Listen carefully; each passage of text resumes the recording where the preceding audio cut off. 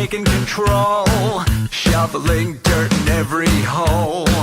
Predators to condemn your soul, watching you and watching me. We're all connected but separated, misunderstood and so frustrated. A million armies of one have invaded, watching you and watching me. We live behind glass curtains and act like nothing's wrong. Soon you will belong. I know you're out there somewhere. We've watched you for so long. Wait for you to fall. We'll expose you all. I know you're out there somewhere watching me. The little brother wants to make headlines, be immortalized. Everyone's got an electric eye, we're the digital spies. They've watched you for so long. I know you're out there somewhere watching me.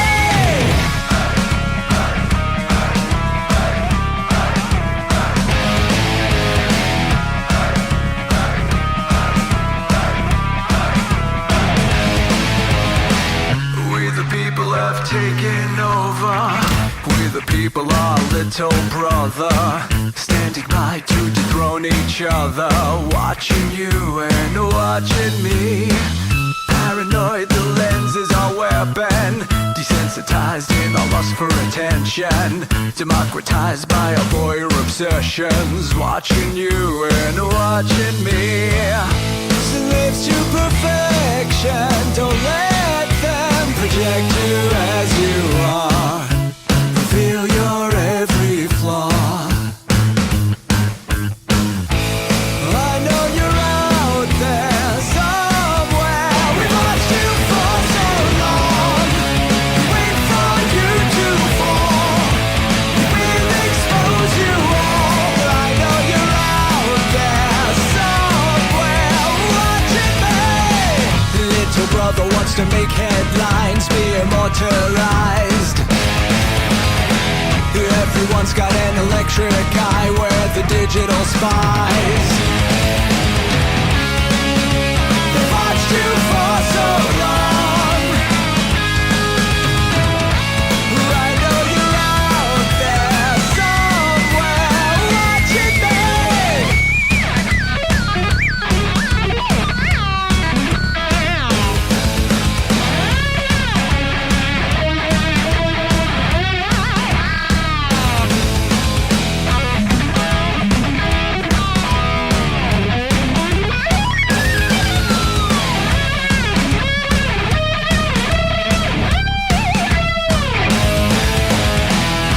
I know you're out there somewhere. This is the new totalitarian state. 1,000 eyes are waiting for you to break. Stay in line, don't make a mistake. We're watching. We watched you for so long. We wait for you to fall. We will expose you all. I know you're out there somewhere watching me.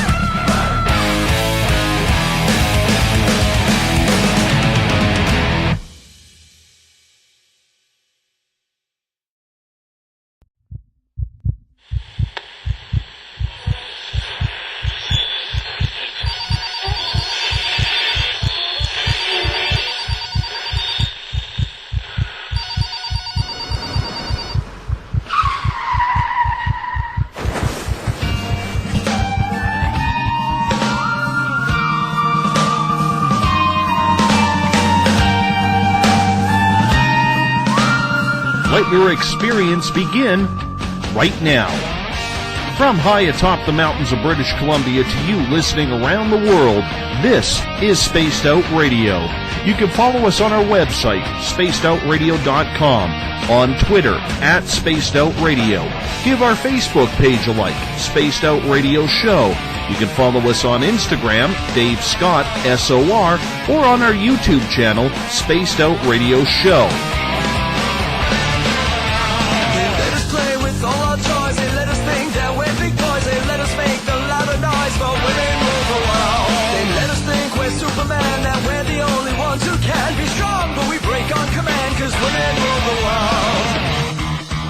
Buckle up, space travelers. It's time to go for a ride as we are live on Spaced Out Radio.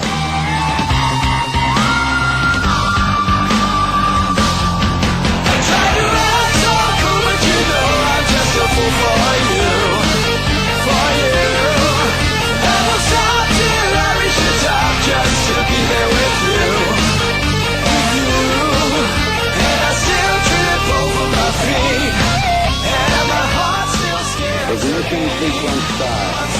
6, 5, 4, 3, 2, 1.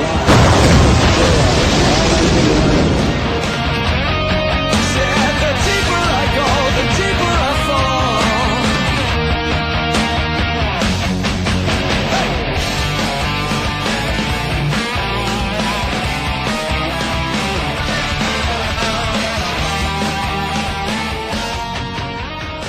Good evening and welcome to Space Out Radio. Tonight I am your host, Dave Scott, and it's good to have you along for the ride as once again we are on live broadcasting on this great planet we call Earth. We are live right now, right here in Uncle Jimbo's cabin, right here in the Great White North, as we continue the tradition of the mighty SOR. And this is live on Thursday night, early Friday morning. If you're on the East Coast, if you're in the United States, I hope you had a very, very good Thanksgiving dinner, because you're going to need it for tonight. Tonight's a power show on this network. Let's welcome in everyone listening in on spacedoutradio.com, on Spreaker, on the United Public Talk Radio Network, the High Plains Talk Radio Network, and on Revolution Radio, as we do this thing every night of the week.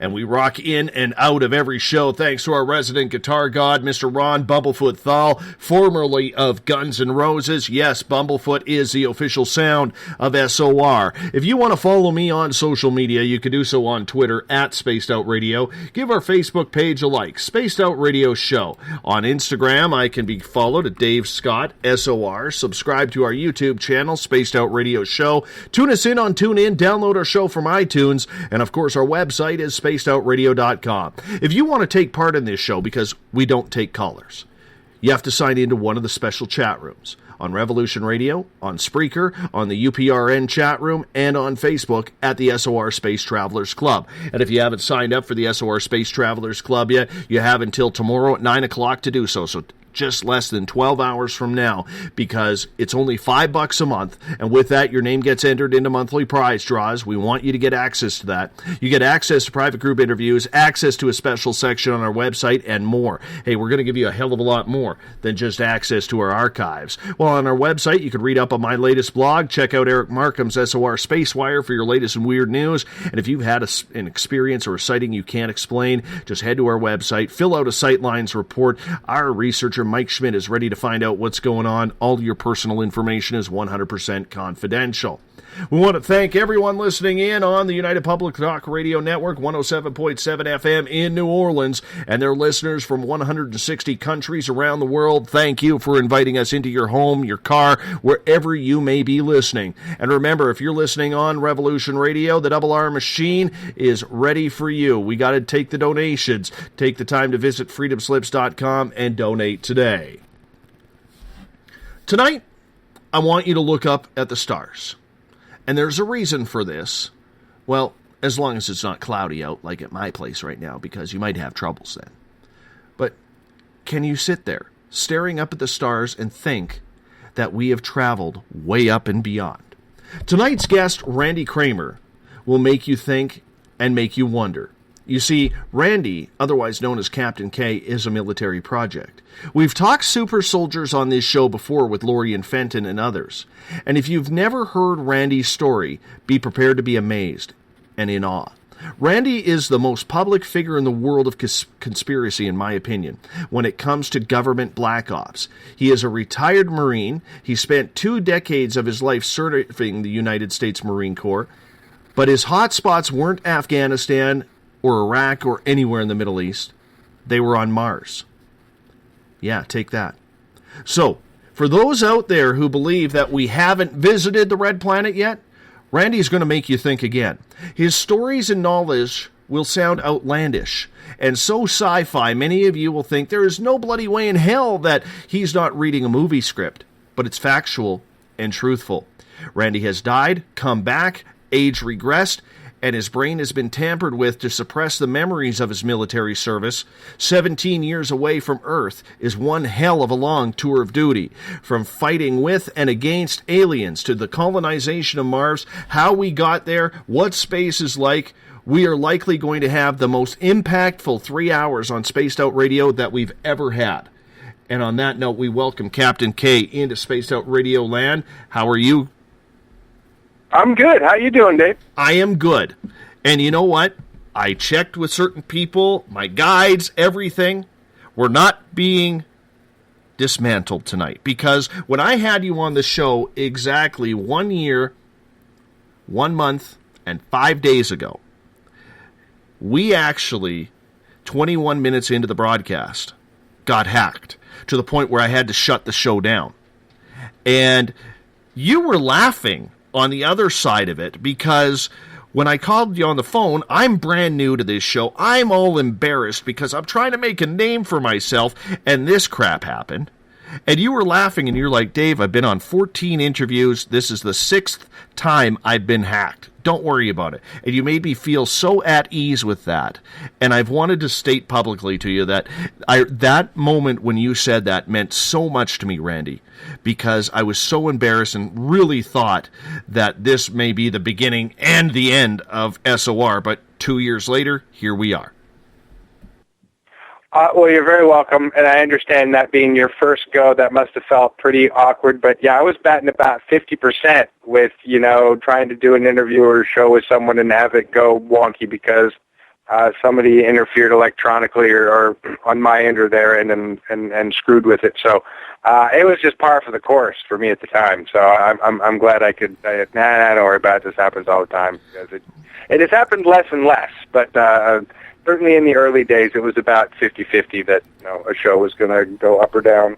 Well, that's interesting. Why do you think it's happened less and less? Some because our people are getting better at the sort of counter, sort of measures. And I think some of it is also a little less active action towards me because some people, to be quite frank, are busy doing other stuff. I'm low on the inbox, to be honest with you, compared to what probably some people have to deal with all day. So I think maybe in the early days, some people maybe had more time to deal with me. And I think maybe now they have some less time. And I would also suggest that we have made more friends internally throughout the military intelligence community since I have started speaking. So we have less people to hate on me and people who have other priorities, and our people are getting better at countermeasures. So that's the 3 reasons I could think of. Hey, let me ask you, because a lot of people who have questioned who you are and your true accounts of what you've done in your military service, you have permission to speak about these topics. Why were you given permission?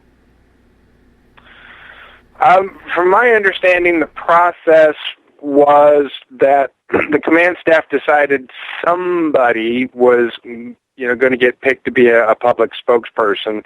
And so there was apparently a short list of officers which was generated, and from that short list, a whittling away and weeding out process, and then it came down apparently, and I ended up getting the short straw, as it were, really.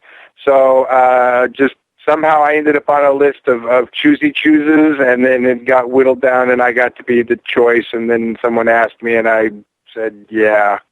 that's really just kind of how it worked. Well, I'm curious, though, did you like the burden of being a whistleblower on the secret space program? Because that's technically what you are. Well, technically yes and technically no. Technically not a whistleblower because I'm not acting against the wishes of my superiors. I have the absolute sanction and permission of my superiors. My brigadier general and I actually do a lot of discussing about what my rights and responsibilities under United States Marine Corps Special Section Special Code of Conduct guidelines are.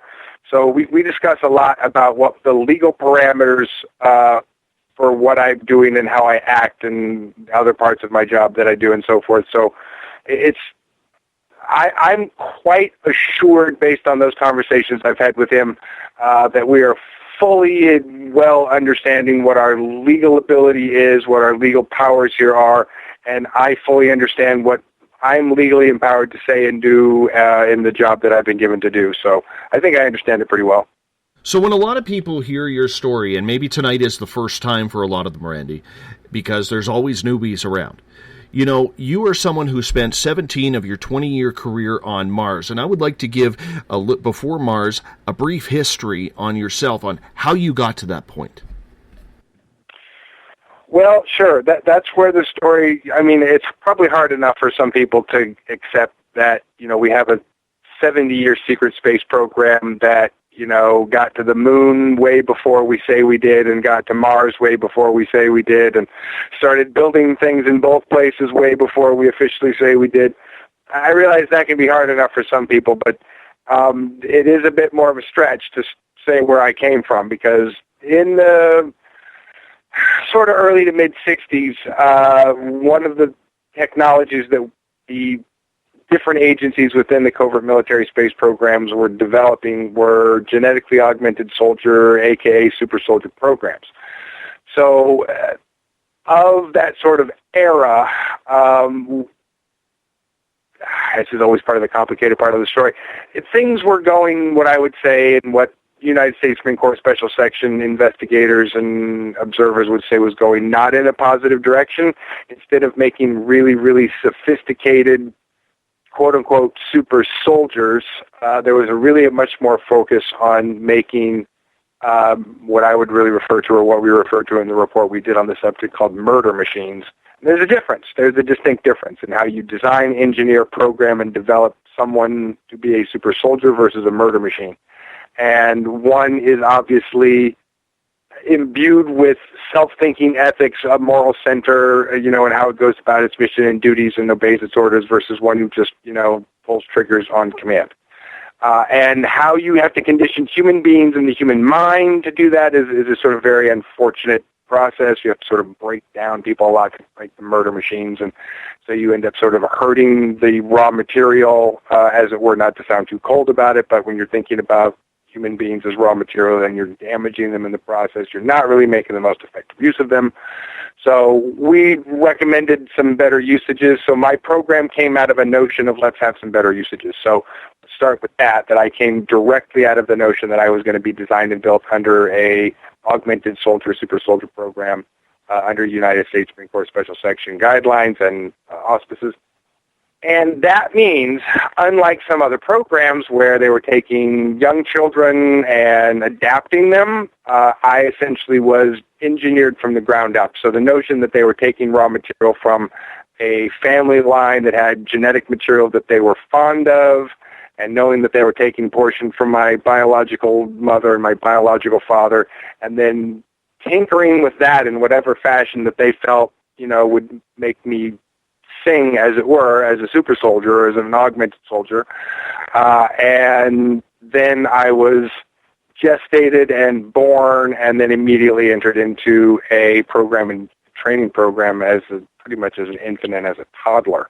So I know that's where we start to, some people even go farther off, is that we almost immediately, when we were able to develop these technologies, did start some programs to build soldiers from the very ground up. And I was probably one of the first programs where we were just building people genetically from the ground up, chain by chain, and mapping them out and building them. How did you get chosen for that program? Did you have a choice, or were you genetically modified for that program? Well, yeah, again, that's the distinction I'm trying to describe here, is that more to the point, families were picked based on their genetic sort of makeup. So my family was picked, meaning my mother and my father were picked because they were a family unit that was making babies, and that they had a potential to make some kind of genetic mix that was favorable to the outcome that they wanted, and that's a long conversation about that criteria. That somehow then they decided, and before I'm ever born, before I'm ever conceived, before I'm ever thought of, they are able to look at that genetic material and say, all right, what do we want to make? And think about how they would bring those two pieces of material together and add all of the material together that they would want to make me. So that's the drawing board process where I was designed, then constructed, then incubated, then gestated, then born. So I really, truly was built from the ground up. Blueprint, Petri dish, drop, mad scientist laboratory, the whole deal. How did you find out about that? Because in a way, that had to be a little heartbreaking. I mean, not that we ever think of how we're conceived or anything, Randy, but to find out that you were genetically modified in order to serve a military program and not conceived, let's say, out of love, that had to be difficult. Yeah, there was an adjustment period, getting that information, sure, and a long adjustment period, years of an adjustment period to be okay with that, and I certainly spent some years going back and forth through what I would refer to as Frankenstein syndrome. Like, am I a man or am I a monster? Was I really just created to be a man or a monster? Is that, what am I? But I feel like I answered those questions through learning everything that I could truly about who I am in myself. And of course, I'm a man, I'm a human being, and I am an augmented human being that was designed a little bit differently, made a little bit differently.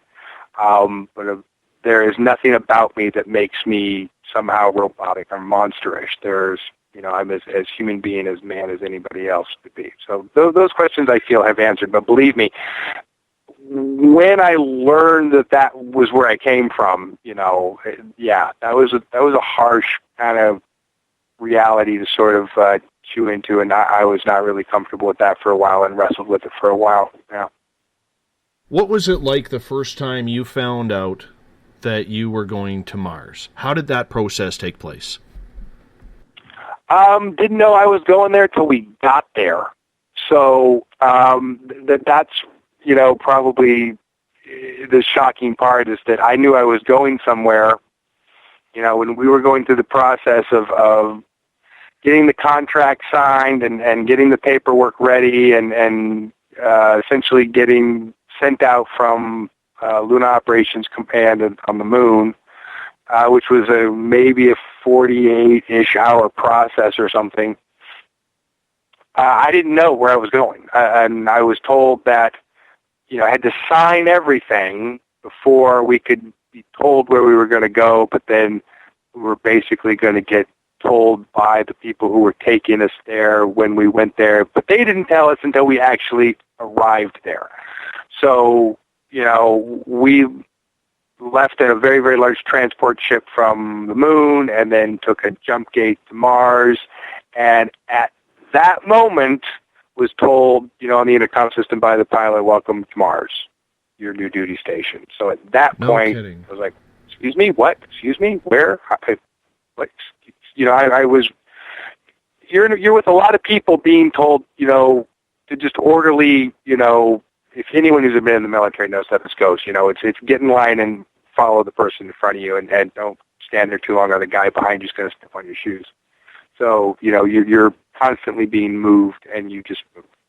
So, in this process, you're just moving and being moved from one place to another and sitting down where you're being told to sit down and waiting when you're being told to wait and then disembarking when you're being told to disembark. But at that moment where you're being told, yeah, welcome to Mars, it's a bit disconcerting.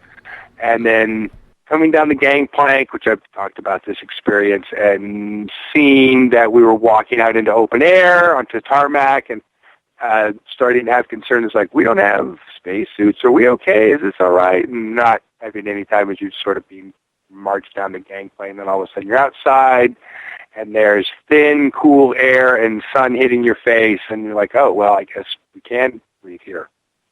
So, but all of that is happening so fast. There's not a lot of time to stand there in any kind of poetic repose and go, let me think about how I really feel about this right now. Because you're just being told to go, go, go, do, and you don't really have time until the first time, probably the first time that night that I arrived, the first day that I'm like in my bunk, trying to go to sleep, thinking, what what happened? I woke yesterday. I was not on Mars. I was at home, and things were cool. Now I'm here. What? So, yeah, but believe me, the process of also what you're doing there, you're not just standing around with your thumb up your butt. So, I mean, immediately the next morning, that's like get up, eat, training, and you're go, go, go, go, go. And by that, within 48 hours, you're in a new life. And you just adapt to the new life that you're in. So it all happens pretty quickly, but you don't have much choice as a military operative to just adapt and go and do. So you do, but believe me, there are moments where you're just, what now? How did this happen? What am I doing here? But you're with a bunch of other people that are having the same response, and y'all just kind of like, well, here we are. Okay, here we go. I want to go back. So much for what everybody else told us. I want to go back just a couple of seconds, because you said you took a jump room or a jump ship from the moon.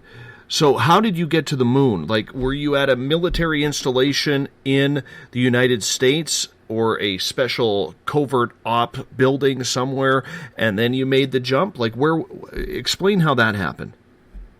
Sure. No. The journey from, where I was sleeping in my bed and I got picked up is two guys, jump gate technicians, come through jump gate into my bedroom. I get taken through that jump gate to a local station here on Earth, where we then board about, I want to say 35, less than 40 of us boarded a TR-3B, which is a black triangle ship.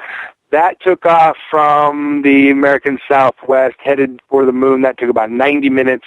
We got to the moon, and then what proceeded to be, again, about maybe a 48-hour period of processing of a medical exam, a contract signing. We hurry up and wait, and then we boarded a very large transport ship, which was several thousand people. I'm sure it was several stories high. And that ship took off from the moon and then created its own jump gate, or a jump gate was created for it. And then it traveled via jump gate to Mars orbit and then landed on Mars on the tarmac. And that trip, so the TR-3B trip's about a 90-minute trip, and the transport ship from the moon to Mars was like maybe 15 or 20 minutes.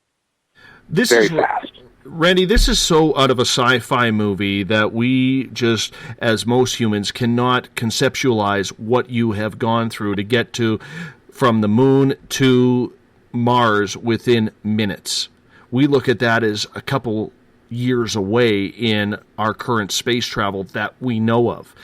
How hard, when you were going through this process, when you take the Black Triangle TR-3B to the moon, that had to be trippy in itself. But then to hop on this commuter ship, thank God it's not on a milk run like most bus services, it had to be absolutely mind-tearing trying to put all of this together, wondering if this is really reality. Well, a trip to the moon was no big deal. I'd done that before. So for training purposes and for years, before I was deployed, my training period was lots of trips back into different bases and trips back and forth to the moon. So a trip to the moon was not so out of the ordinary. So being told that we were, being put on a TR-3B, that we were going to a session on the moon, or that we were headed to the moon, that was going to LOC, that was no big surprise. That was no big deal by that time. That had happened enough times. But getting there and then finally realizing, this is process and we're actually getting sent somewhere. That's the conclusion of a series of events. You know you're being trained to go somewhere. You're not just going to be trained forever. So at some point, you know you're going to get deployed to something.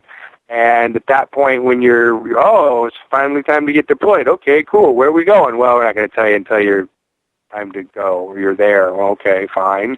So all of that knew that was going to happen. Some of the specific details, maybe I didn't really know what were going to happen, but just the notion that it was all quite to be expected given the years of training experience that I had come to expect, none of that was a surprise at all.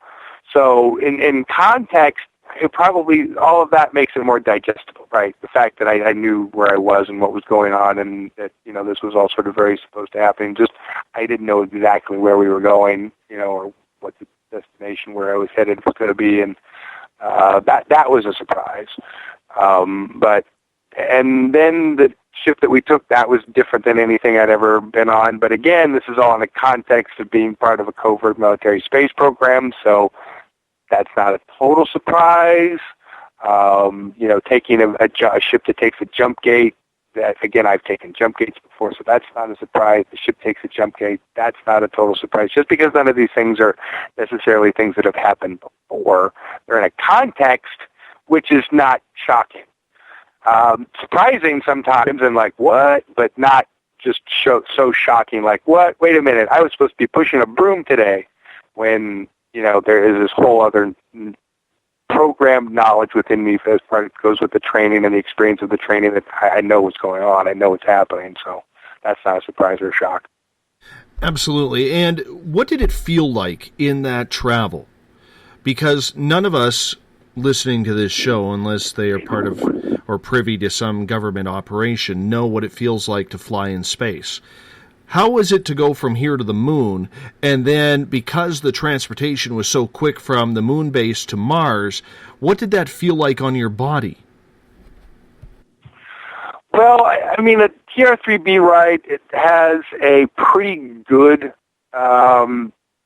gravity field, inertial damping field, so you don't feel much movement at all when you're flying in one of those things, and so that's a pretty smooth ride. The large transport ship, also an incredibly smooth ride as far as not really feeling much ups or downs. But going through the jump gate, you certainly have at least I do anyway, my sensation of disorientation, of physical disorientation going through jump gates is fairly the same every time. And I don't know that it's the same for everybody every time, but it's, it always feels to me like being squished into a ball and spun down a tube and then all of a sudden opened back up, and popped out to normal all of a sudden, and it all happens so quick and instantaneously that it's incredibly disorientating to me. I suppose it became less discomforting and painful over time, and to me it's a little more painful and discomforting, but I've been told that has more to do with the way that it affects my inner ear, and that the way when you're passing through it that it's affecting your inner ear has way more to do with the sort of spatial disorientation experience. That's not something that's actually physiologically happening.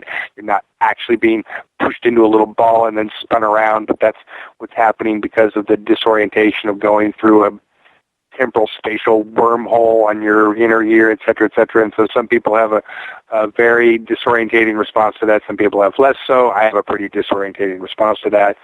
And so I always feel like I'm spinning around, and then I just kind of like all of a sudden pop back out when you come out the other side. So going through a wormhole in a large ship felt not much different, other than that I could still, my hands were still attached to my seat or lounge, whatever it was, lounge seat, kind of a sort of classic astronaut lounge chair. I could still feel my hand and my body attached to that, which is a little different than when you're walking through a jump gate. You feel a little more freeform because you're just stepping through. So in some ways that felt a little more stabilizing, because I could still feel that I was holding on to something, that I was attached to something, but I still, lost my ability to sort of sustain vision, and had a visual and physical sense of vertigo or disorientation before it stopped again, and I could open my eyes or see again, which is you come out of the field, I guess. So it was a little different in a ship, that's for sure. Less disorientating, but it was still weird. So you walk down the plank, you realize they say, "Welcome to Mars." Do they, I'm not saying they put a lei around your neck or anything like that, like they do in Hawaii, but you walk down the plank in military march. You get your first... No, it's the opposite. It's the opposite of here's a lei on your neck, welcome to Hawaii. It's like, go, go, go, go, move, move, move, go, go, go. So, yeah, you're being rushed off that transport pretty quickly. What does the air taste like or feel like? Thin, cool, and, there is a thick iron oxide just everywhere, so it smells rusty. There's a rust kind of smell. So when you land there and you're being rushed off the plane and you're getting, obviously you have to now get oriented to your own surroundings because they got to make sure that none of you are going to go absolutely crazy by trying to figure out what's gone on. When you are looking around you and you are seeing the base and you are seeing the mountains and everything, what are you looking at? Well, mostly for what we were seeing, I would say down. I wouldn't call it a crater so much as a canyon, or maybe even an artificially dug out canyon of some type. So mostly we were looking at a high rock wall going up around us, lots of tarmac, some buildings and structures around that tarmac, on the tarmac, and then a lot of sort of building structures and doorways that were going into solid rock all the way around. So this was obviously a very large landing port where things landed down in sort of the middle of this, landing bay. It had a very high rock wall and then all sorts of things that, people going, disembarking in and out of various buildings and structures around that, so who knows exactly where. We were basically disembarked from that vehicle and embarked onto other shuttle vehicles and then sent off to our location. So I have no idea. We never went inside any of those buildings or structures. It was obviously a very, very large landing port. What were those vehicles looking like? Because when I think about it, I don't believe they're going to be putting 747s or Janet jets heading to Area 51 out on the tarmac. Is it some sort of specialized space vehicle that nobody here on the planet has seen? These were certainly vehicles that I'm not used to seeing down here. So the transport vehicle, that we landed in was large, like 6 stories high, and was several hundred feet wide. Had a very, very shiny chrome reflective surface on it. But as far as what was, on this landing field, there were some standard TR-3Bs. There were some larger cylindrical, tubular-shaped vehicles that were like our, human terrestrial vehicles, not extraterrestrial vehicles, but nothing that I was familiar with necessarily either in my line of work. And mostly a large layout of these smaller transports that were about the size of a school bus. Lots of those, and they were sort of gray, very dirty. They looked like maybe they were originally white when they came off the service line, but they were very dirty and gray and red and muddy colored, and so they'd seen a lot of use. Was it a lot like Area 51 where employees who have embarked there say you can't look at anything, you can't stray your eyes, you must go to your certain path, you're not allowed to look down hallways or in other rooms? Was it like that there, or did you have the freedom to take it all in? Oh, well, in the sense that we were being rushed very quickly from point A to point B, no. You did not have a lot of time to stand there and stare and gawk, but they weren't deliberately trying to conceal necessarily things from you. I think that they were more relying on the fact that you were going to get off that ship and get on a school bus-sized transport within the next 60 seconds and then be gone. So really whatever you saw was going to be fairly inconsequential. I'm just trying to put this all into reality here and what it feels like and what it's like because, like I said, 99% of the people you talk to on a daily basis in a public forum, Randy, they have no conception of any of this, myself included. So trying to put this all together, and I'm looking, and I know we have veterans who listen to this show on a nightly basis.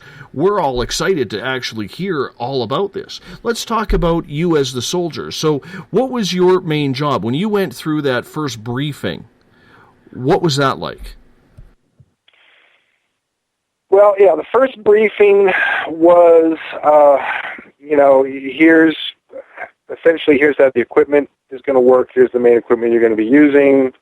Here's the power-assisted, body armor you're going to be using. Here's the sidearm you're going to be using. Here's the rifle you're going to be using. Here's the hand-to-hand weapon you're going to use. And here are the main things that you're going to be using those tools against and for, and here are some people to tell you about what you need to know about that. And, it was the basic introduction of the major officers of the division and what we were going to be using as far as our tools and who was going to tell us how to use them and what we were going to be doing with them.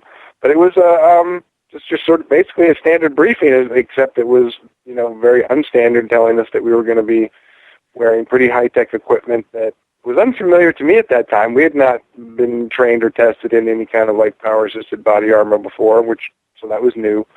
And fighting actual extraterrestrial beings in those suits of armor, and that was new. And but we were essentially, like any military briefing, you're given it in a very calm, sterile kind of way, where there's charts and pointers, and someone points and tells you very calm how this is going to go. So you're being explained things that are not going to be calm at all in a very calm manner, which makes you sit there and go, okay, yeah, all right, I can deal with that. So you are processed through that briefing in a way that's like any military briefing. You have a calm, clear explanation by a bunch of calm, clear folks with charts and things that make it all seem very reasonable, and everyone can feel comfortable about it. And someone tells a few jokes, everyone laughs, everyone feels comfortable and can slap each other on the back like it's going to be okay. And, you want to keep morale up, so you want to make it a positive conversation as you can. But it was a realistic conversation about what we were going to be doing, tools we were going to be using, and who we were going to be using them against. And just in such a matter-of-fact way that, certainly there was some, rumblings and oohs and ahs as we were being explained to things, but, it was always with a, calm down, we've been doing this for a while, so it's no big deal, and, lots of toning down of the excitement, and so forth, to try and normalize everybody pretty quickly. What was the body armor like, number one, and number two, what kind of weaponry were you using? Because I'm pretty sure you weren't using sharp, pointy sticks. No, not for the most part. No, the Archer series, full-body, power-assisted body armor was what we were using, and the Tycho series, Gauss rifle or, railgun, magnetically propelled rifle was what we were using. And then we had a personal sidearm, called a personal utility tool, or called a putter, which was a really heavy, vicious sort of handheld weapon that had pointy, spiky things on different ends and kind of an inverse guillotine blade, so that when you grabbed it really firmly and sliced across in front of you, you could just about take somebody's head off with it. It was a pretty vicious little tool. And in and out of those tools, we were given a lot of other tools to experiment with. So we had some, interesting grenades, infrared grenades that you could throw up into the air, and they would find targets that were non-friendly targets and then direct themselves down at them. That was kind of fun. We had some shoulder-mounted rocket launcher for a while, but that didn't go over necessarily very well because the reptoids, the indigenous reptiles, were very psionic, actually, and they had the ability to psionically detonate them. And so after we had enough people getting their heads blown off, we stopped using those, discontinued those. Sometimes also we would get equipment that just didn't work very well. It was a fail. For different reasons, people discontinue or don't want us to test it anymore, consider we don't need to test it anymore. So most of what we were doing was, as I have found out over time, was testing equipment. So it explains why we were getting new equipment and changes and upgrades in equipment fairly constantly. I think it's very interesting because it sounds so video game-ish, and it reminds me a lot of the old video game Doom when it first came out.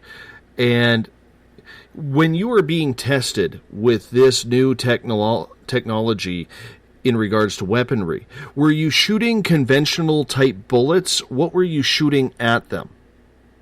Oh no, yeah. The Gauss rifle is a magnetically propelled rifle, and so you're basically. I guess let me explain for you. I guess people don't know what a Gauss rifle or railgun is. It's a series of magnets underneath your barrel, essentially. And so by turning those electromagnets, by turning them on and off in series, so that the very, very one down at the base of your barrel is on first, and then you turn that one off, and then turn the next magnet on, and then turn that one off as you turn the next magnet on. You do that so quickly within milliseconds, it grabs the metal projectile and sings it down that rail and flies it out the barrel incredibly straight, incredibly fast, incredibly smooth, without a chemical explosion, which means you don't have kick and you don't have heat like you do with a chemically propelled bullet. So we did a couple of times experiment with energy weaponry, directed plasma weaponry, etc., but I will have to say that we tended to favor projectile weapons.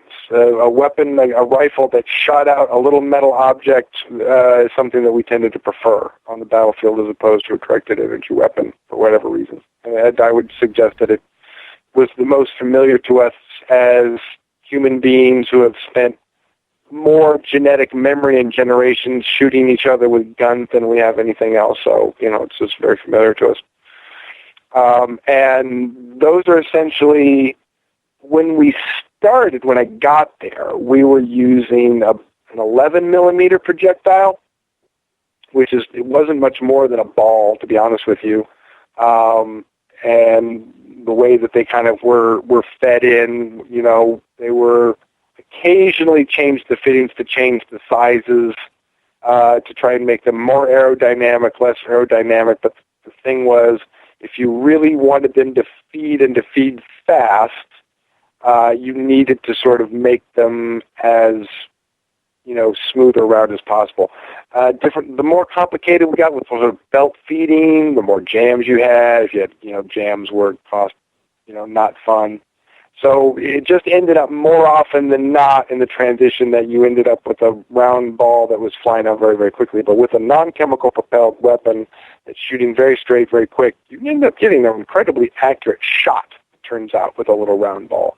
Especially because you are able to get spin, and you are able to get rifling on it, and so you are able to get it very, very fast and very, very straight. We started with an 11 millimeter projectile, and by the third year I was there, maybe the fourth year, we had moved up to a 20 millimeter projectile. So we had gone to a sizably larger projectile to try and bring very, very large reptiles with double circulatory systems and two hearts down faster, or not so going down so quickly with the 11 millimeter projectile. Let me ask you this, because I got a lot of veterans listening to this show in the chat rooms. They were asking, what was your MOS?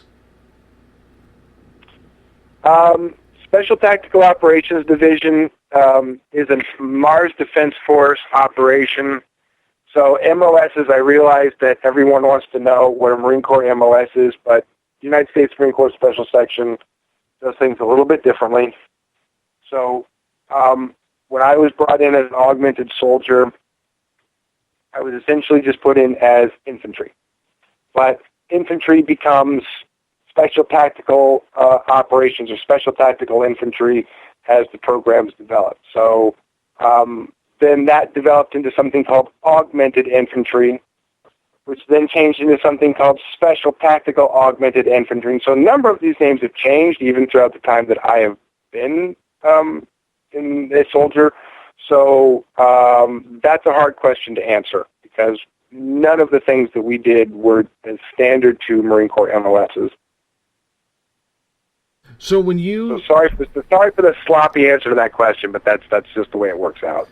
So when you went there and you realized that you were going up there for a reason, did you realize it was a militaristic type purpose, that it was you were going to be fighting extraterrestrial species, or did you think that maybe you were going up there to help colonize a planet? Well, when I had a chance to sit down with a junior officer to go over my contract when I was on Lunar Operations Command right before we took off to Mars, that was certainly one of the questions that I had, and his job was to try and explain it to me in a minimalistic enough way to make sure that I initialed and signed everything that I needed to sign and initial. So his explanation, which, anyone, again, who's been in the military knows that recruiters, lie like rugs that get you to sign an initial so that you will just sign an initial. So I can't say how much he was telling me what he thought was the truth or how much he just wanted to tell me, the easy street answer so that I would sign. But my question was certainly like, well, where am I going to go? What am I going to do? And he was like, well, chances are you're going to end up on a very boring space station or a very boring base somewhere doing next to nothing for incredibly long amounts of time, and it will be very boring. And he suggested, or you may end up getting sent to one of our colonial stations. You may get sent to Mars. You may get sent somewhere farther out. Who knows?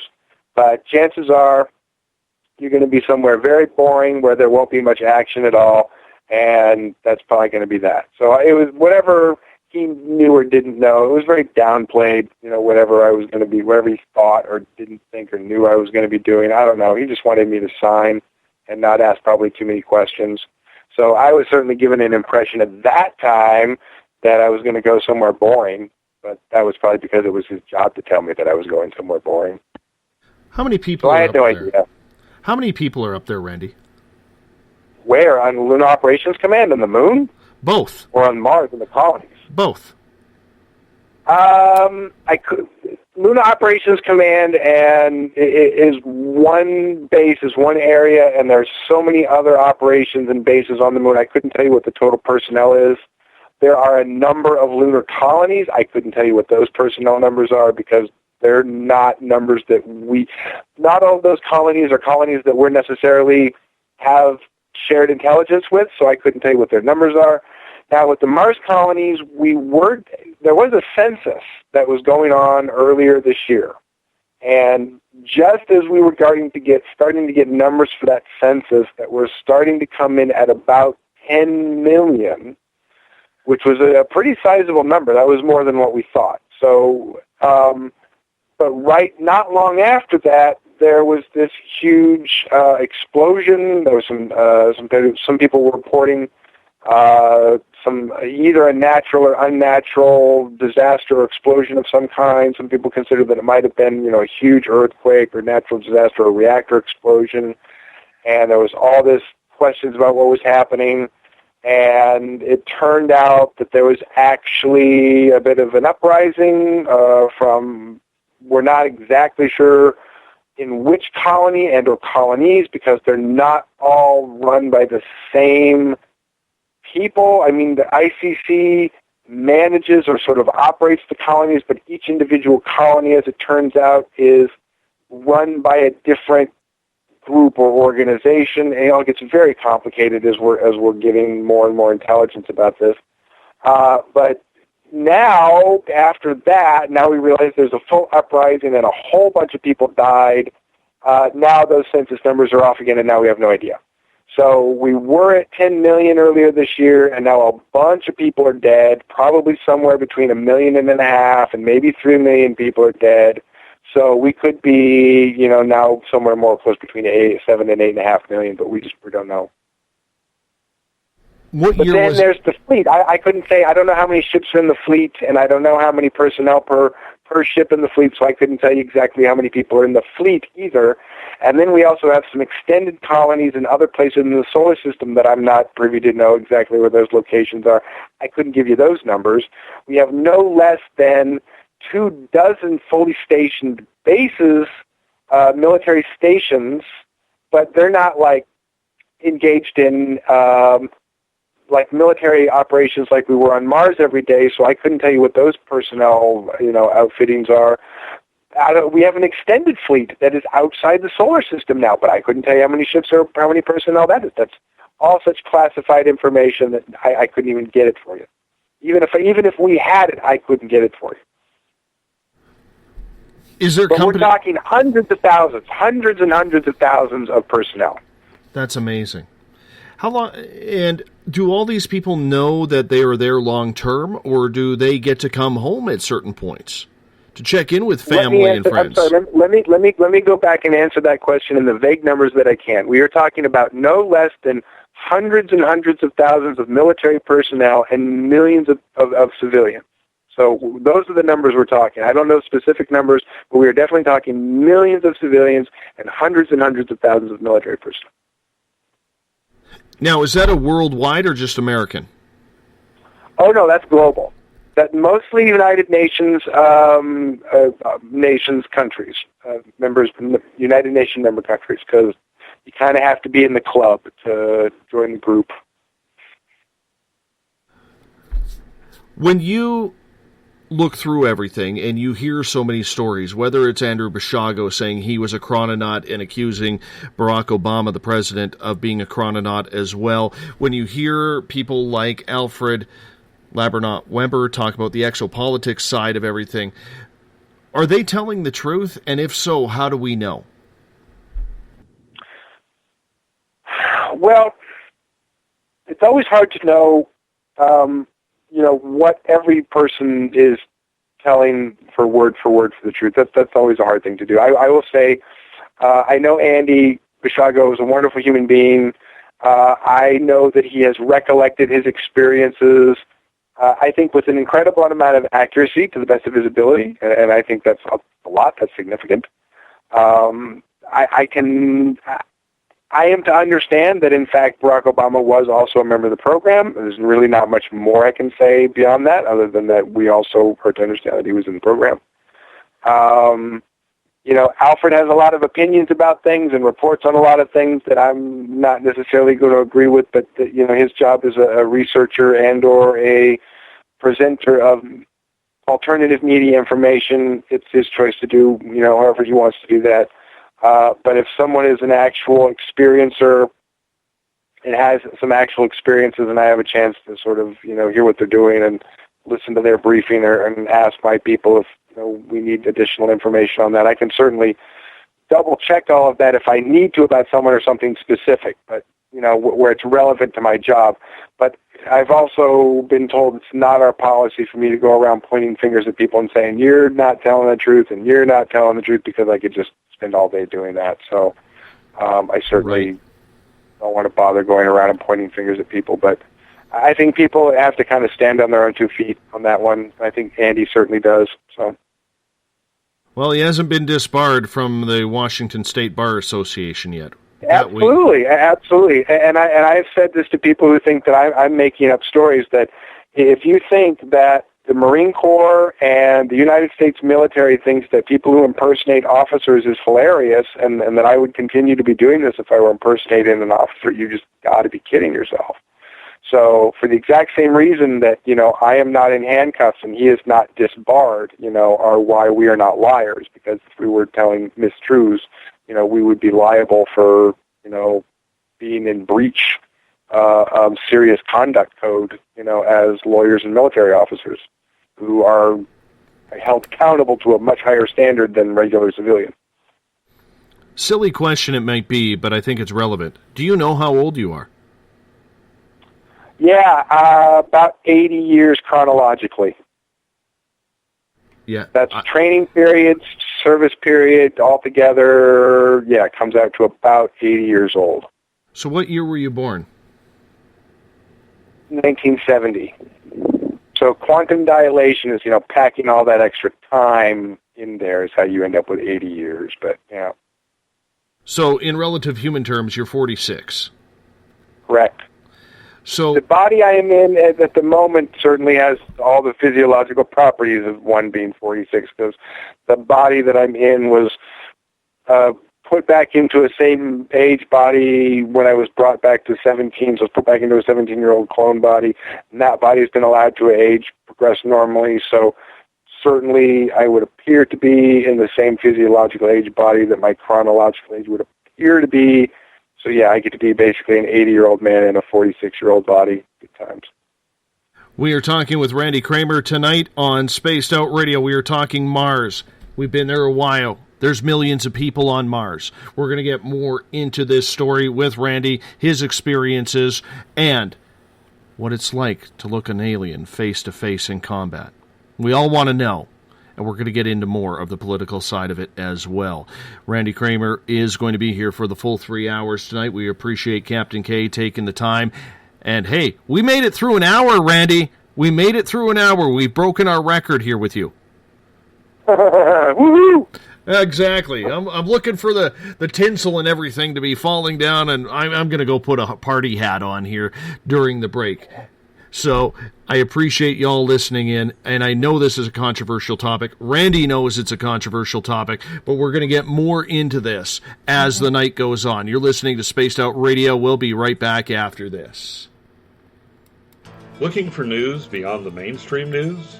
Head to spacedoutradio.com and check out the SOR Spacewire. This is Spaced Out Radio's Eric Markham, News Director for the SOR Spacewire. Daily, I will bring you intriguing stories and outlandish reports from what's going on around the world. UFO sightings, paranormal activity, conspiracies, alternative health, and so much more. And if you have news, email me at news@spacedoutradio.com.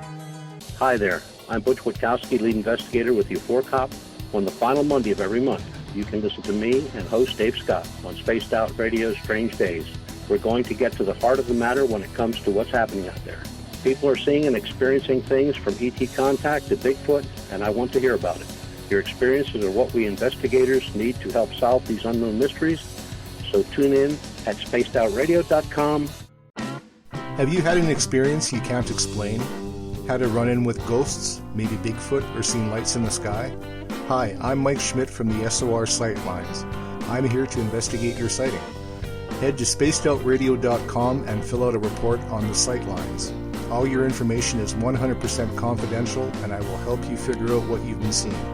File your report, and let's find out the answers together. Visit purpleplates.com today. For over 40 years, the Purple Energy Plates have been delivering amazing results for their many customers. Inspired by the great genius Nikola Tesla, the harmony, healing, and energetic effects of the plates have proven over and over to be beneficial and often miraculous to thousands of customers. With their money-back guarantee and the many benefits, how can you afford not to get one? Check their site for daily specials and choose from their many energy products. You won't be sorry. Visit them today at purpleplates.com for mind, body, and spirit, and expect a miracle. Strange creatures lurking in the night, the sounds of wood knocking in the forest, odd happenings right out of a fictional world. These are the reports I love. Hi there, this is author Ronald Murphy, and I would love it if you join me and Spaced Out Radio host Dave Scott the second Wednesday of every month on our journey into the unknown land of cryptozoology at spacedoutradio.com. From Mothman to Frogman and everything in between. Hey, they don't call me the crypto guru for nothing. Are you interested in advertising on Spaced Out Radio? Head to our website at spacedoutradio.com and click on our advertising tab. There, you will find an assortment of ways you can get your product out there with us, from radio commercials to banners and social media. Have a product you like our hosts to endorse? We can do that too. Visit spacedoutradio.com for more details. From British Columbia to Northern California, Pacific North Weird has Cascadia covered.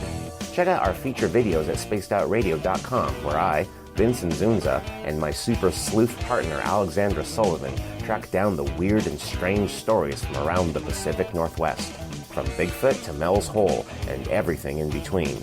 This is what makes life exciting. So why report the normal when we can report the Pacific North Weird right here at spacedoutradio.com. Oh, there's only one way to rock. Loud and proud. In high definition. Radio 702 rocks. Las Vegas. Have you ever had an extraterrestrial experience? One you just couldn't explain? Well, maybe I can help. Hello, I am Samantha Mullet. On the second Tuesday of each month, I will join Dave Scott on Spaced Out Radio to bring a human aspect to ET contact. It's something I've lived with my entire life, and I'd love to help you understand. Let's share our experiences. The ET Experience, the second Tuesday of each month, only on Spaced Out Radio. Hi there, this is Jolene with Rivulet Reiki and Readings, and I want you to relax. Let me help you chill out and get in touch with your body, mind, and soul. In this busy world, sometimes we need to let go, and this is where I can help. Visit my website, rivuletrndr.wix.com/rivuletrndr. Every Saturday and Sunday night, as Dave Scott wanders aimlessly in the wilderness, you can come hang out with me, James Tyson, in Spaced Out Weekend. Starting at 9 p.m. Pacific, midnight Eastern, I'll take you along as we talk with some of the best experts in their fields. SpacedOutRadio.com is the place to find us. So sit down, relax, put your feet up. Enjoy the topics like the paranormal, supernatural, intuitiveness, and so much more. Hope to see you there. Hi there, this is your psychic medium, Joanna, and I would love it if you would join us every other Sunday on Spaced Out Weekend. With host James Tyson, we'll bring you personal psychic messages on two mediums and a large. Questions about love, life, career changes. We would love it if you would come and join us live. Call in and listen in for the experience. Allow us to open the doors to your other side. Two mediums and a large, heard only on Spaced Out Weekend at spacedoutradio.com. Would you like to become one of our space travelers? All you have to do is click on the Space Travelers icon at spacedoutradio.com. For only $5 a month, you can get access to some great prizes, as well as private monthly shows, newsletters, and a members-only section on our website. Become a space traveler today.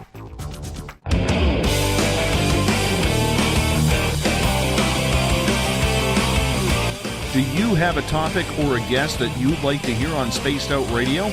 Let us know at spacedoutradio.com, where you can sign up to become a Space Traveler member today. Or you can find us on Twitter at Spaced Out Radio and on our Facebook page, Spaced Out Radio Show. Welcome back to Spaced Out Radio tonight. I am your host, Dave Scott. Good to have you along for the ride. Tomorrow night at 9 p.m. Pacific, midnight Eastern Time, it's the monthly SOR Roundtable. As we bring in a few guests, we get into some hot button topics in the month that was in the paranormal and in life in general. I'm sure it'll be a very interesting topic of conversation tomorrow night. We want to thank everyone listening in on the United Public Radio Network, live on 107.7 FM in New Orleans and 160 countries around the world. It's good to have you along for the ride. Thank you for making us part of your daytime, nighttime adventure. If you're listening in on Revolution Radio, it is a donation station financed by you, the valued listener. Do us a favor, visit freedomslips.com and donate today. Bill Cardwell has set the password for tonight in the SOR Space Travelers Club. Tryptophan is your password. Tryptophan. I've nailed them all this week. I'm so excited. Tryptophan is your password. If you're a space traveler, you know what to do with it. Keep it going as well. If you want to follow us on social media, you can do so on Twitter at Spaced Out Radio. Give our Facebook page a like, Spaced Out Radio Show. On Instagram, I can be followed at Dave Scott SOR. Subscribe to our YouTube channel, Spaced Out Radio Show. Tune us in on TuneIn. Download our show on iTunes. And our website is spacedoutradio.com. While there, join the SOR Space Travelers Club. It's only $5 a month.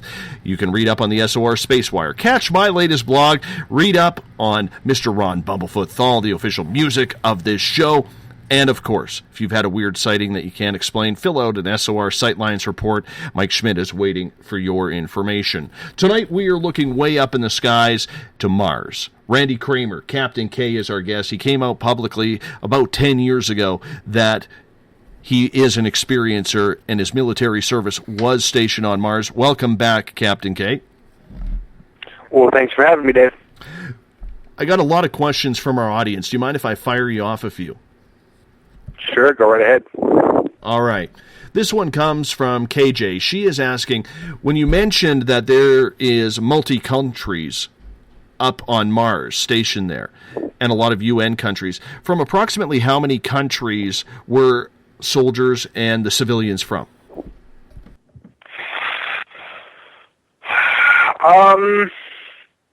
That's a hard question to answer because it's changed over time. The participating countries that are allowed to participate in space program activities has changed. So I would say when I started my tour of duty that there were probably less than the main countries probably were still the main sort of what used to be the G7 nations.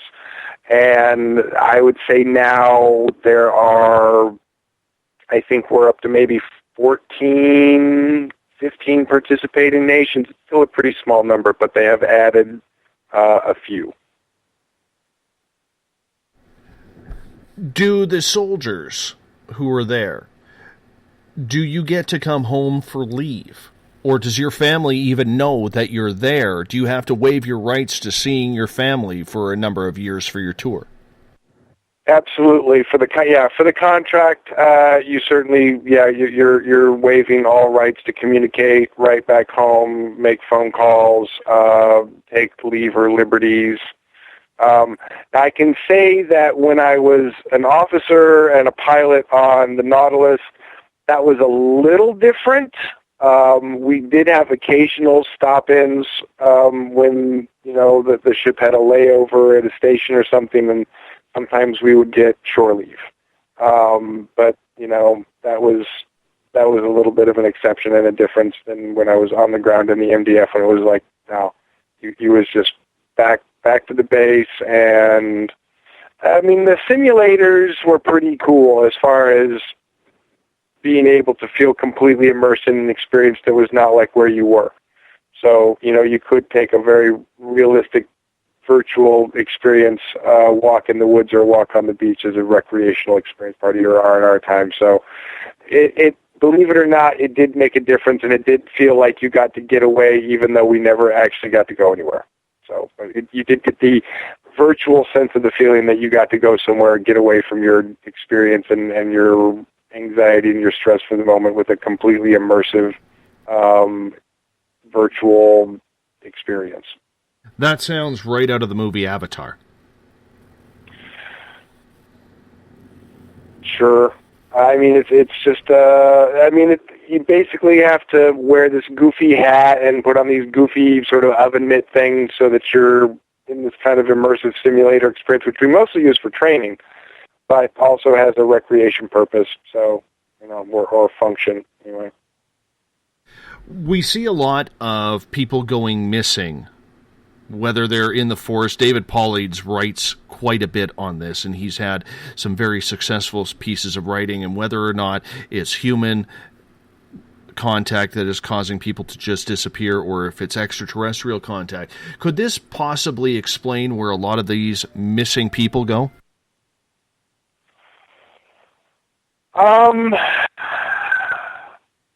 Maybe some, but I would suggest that there are so many different places a missing person could end up.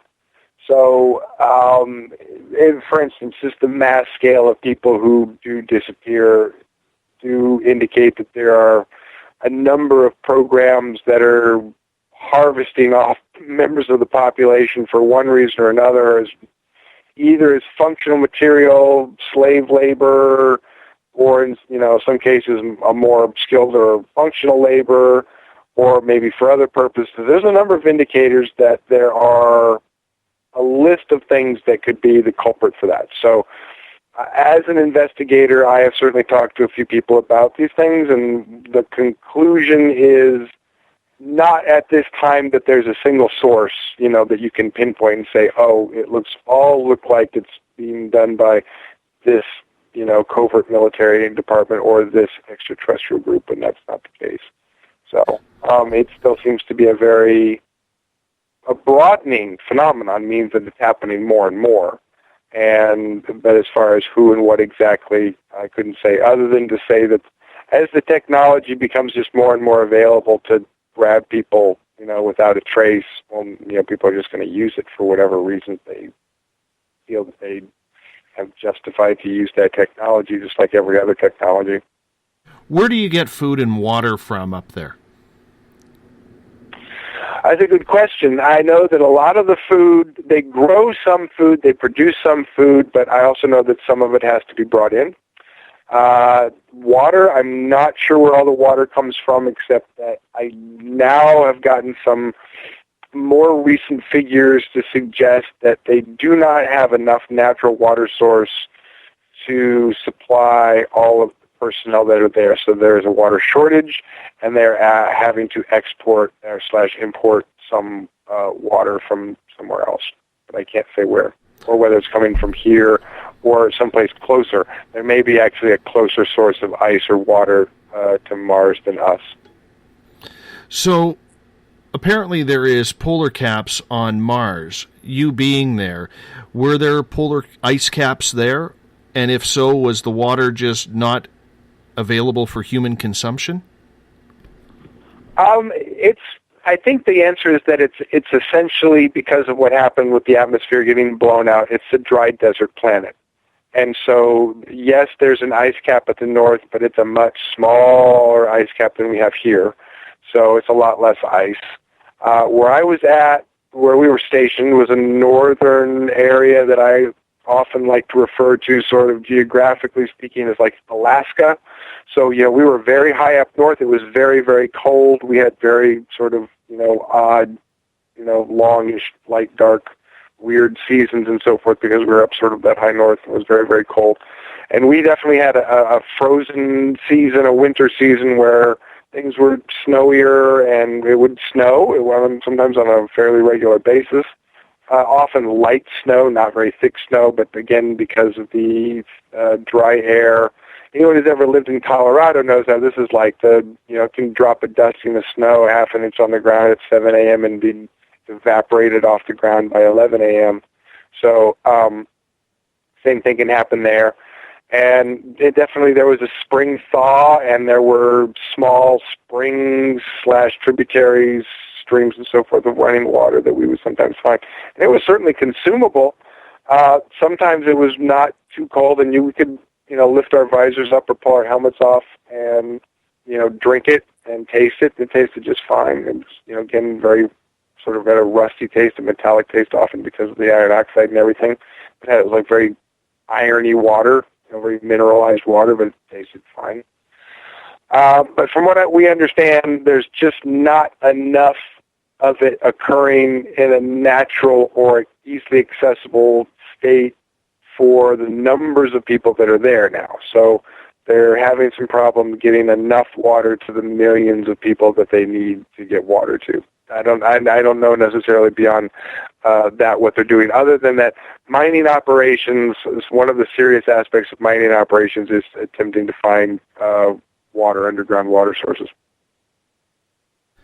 So there is a healthy supply of everything that is going on that we would need for human existence. Absolutely, yeah. But again, they don't have enough, so they're definitely still having to import stuff from somewhere else. But again, I'm not sure where all of it's coming from. But they are producing as much as they can, or trying to produce as much as they can to be self-sufficient. That's for sure. So when you get there and you start getting comfortable in the zones and you get introduced to alien species, were there alien species intermingling with the human species as well, or were you segregated from any type of benevolent ET being? Well, we're a military unit of human Earth soldiers exclusively engaging with just ourselves and our chain of command, as far as you're talking about who we hung out with. So there was no socialization at that level with other extraterrestrials. We pretty much our first contact with other extraterrestrials was on the battlefield. I have mentioned a few times about when I was on the Nautilus and I was a pilot, and I got some very, very fortunate experiences being able to go to the Intergalactic Space Station for diplomatic missions, not because I was important, but because they needed someone who was infantry capable, which, because we're humans, we like to have a just-in-case guy, even though we never needed a just-in-case guy. So, but that was an experience of getting to sort of sit at the table and meet a lot of different extraterrestrials, but that was not something that anybody normally got to do at all. That was a very special kind of thing that I was asked to do on occasion when other senior officers were going to do that and they wanted me to come along. So, but that was not part of the normal experience of anyone else's experience at all. It was a very, very special privileged duty assignment that I felt super, super, super special and privileged to be able to go on, believe me.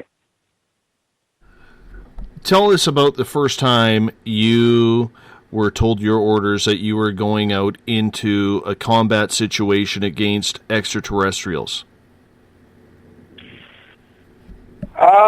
Well, we'd certainly been training for it, and I'd certainly been told that was what was coming. So again, contextually, it was not a surprise, but being that it was still the first experience and the first time, I was nervous and not sure if I was ready for it, and mostly just kept trying to mentally go over my equipment protocols so that I didn't, screw up my equipment or hurt myself or hurt somebody else on my own team. So I mostly just tried to remind myself of what my sort of linear functions were going to be, and then when we got out on the field, and then that was also when I got my first shot in the leg, not shot, but I mean, there's a hypodermic injector in the leg, and before combat and during combat, you get this cocktail of drugs, performance drugs, shot into your leg, which is pretty intense. So, a lot of the anxiety and sort of concerns mentally that you're having start to disappear when the drug cocktail hits your brain. So you become very focused, very aggressive, and you do not give a flying fudge, to put it nicely. So you will just, shoot and kill things and, go, rah, all day long, basically, with the juice in your leg. So that's how that was the first time. Kind of a crazy experience. So you head out to the battlefield. Is there an actual battlefield, or were you just on some sort of patrol to make sure these, I'm going to assume, reptilians or some sort of malevolent extraterrestrials would invade and try and get at you? Explain that experience, if you don't mind. Sure. No, and they're on any typical battle of the day, if you're talking about any typical battle of the day, there are a number of circumstances that could be variant there. I get what you're asking. So, but as for the first experience, that was essentially a experience where we were aware that there was a marching group moving towards us across the plateau, and we were choosing to meet them out at a location which I'm imagining senior officers, tried to pick geographically and so forth, and there, let's meet them and fight them there. Let that be our battlefield. So, whatever they picked, an area that they felt was the right amount of, up and down, high ground, low ground, et cetera, advantage or so forth, that, they were like, fine, meet them here. So we mustered and got on our smaller transports, and which we call bulldogs, and hustled out there, and then disembarked and lined up in very sort of traditional, old-school battlefield style that anyone who studied their military history, medieval history, or Civil War history where you're sort of mustering into significant blocks, and sort of outlining your form on the battlefield and talking about sort of what the basic strategy of the movement of your group is going to be. But then when you actually get into engaging in, the fight itself, it gets a little less orderly. It gets a little more crazy and chaotic. So, we certainly had organized ourselves and were lined up and, observed our opponents coming in. And I certainly was looking at them for the first time through, my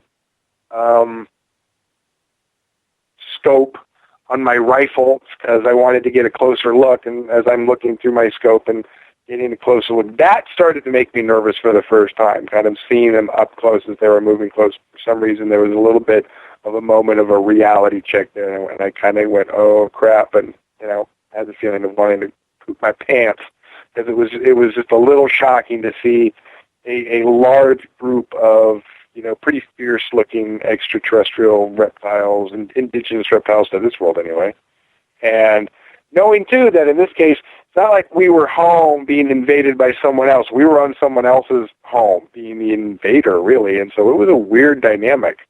As well as recognizing that not just that you're the invader on somebody else's planet, but that you're the super strong invader from a heavier gravity planet in power armor invader on their planet. That was a very weird role to feel like to be in, and to sometimes put my head around that, because there were times when we certainly would talk about it in the evenings, like, this would sure be different if we were back home on Earth doing this. Like, somehow why that would feel completely different than what we're doing now, being on their world, in their gravity, as sort of the outsider, and how that felt very, very different.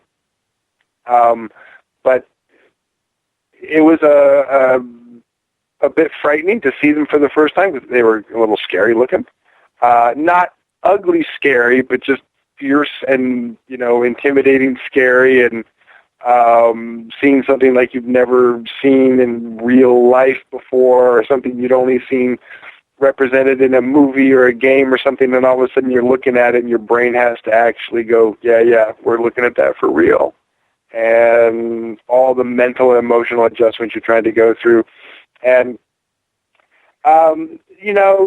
most of the people who were there were veterans of this experience. There really were probably only about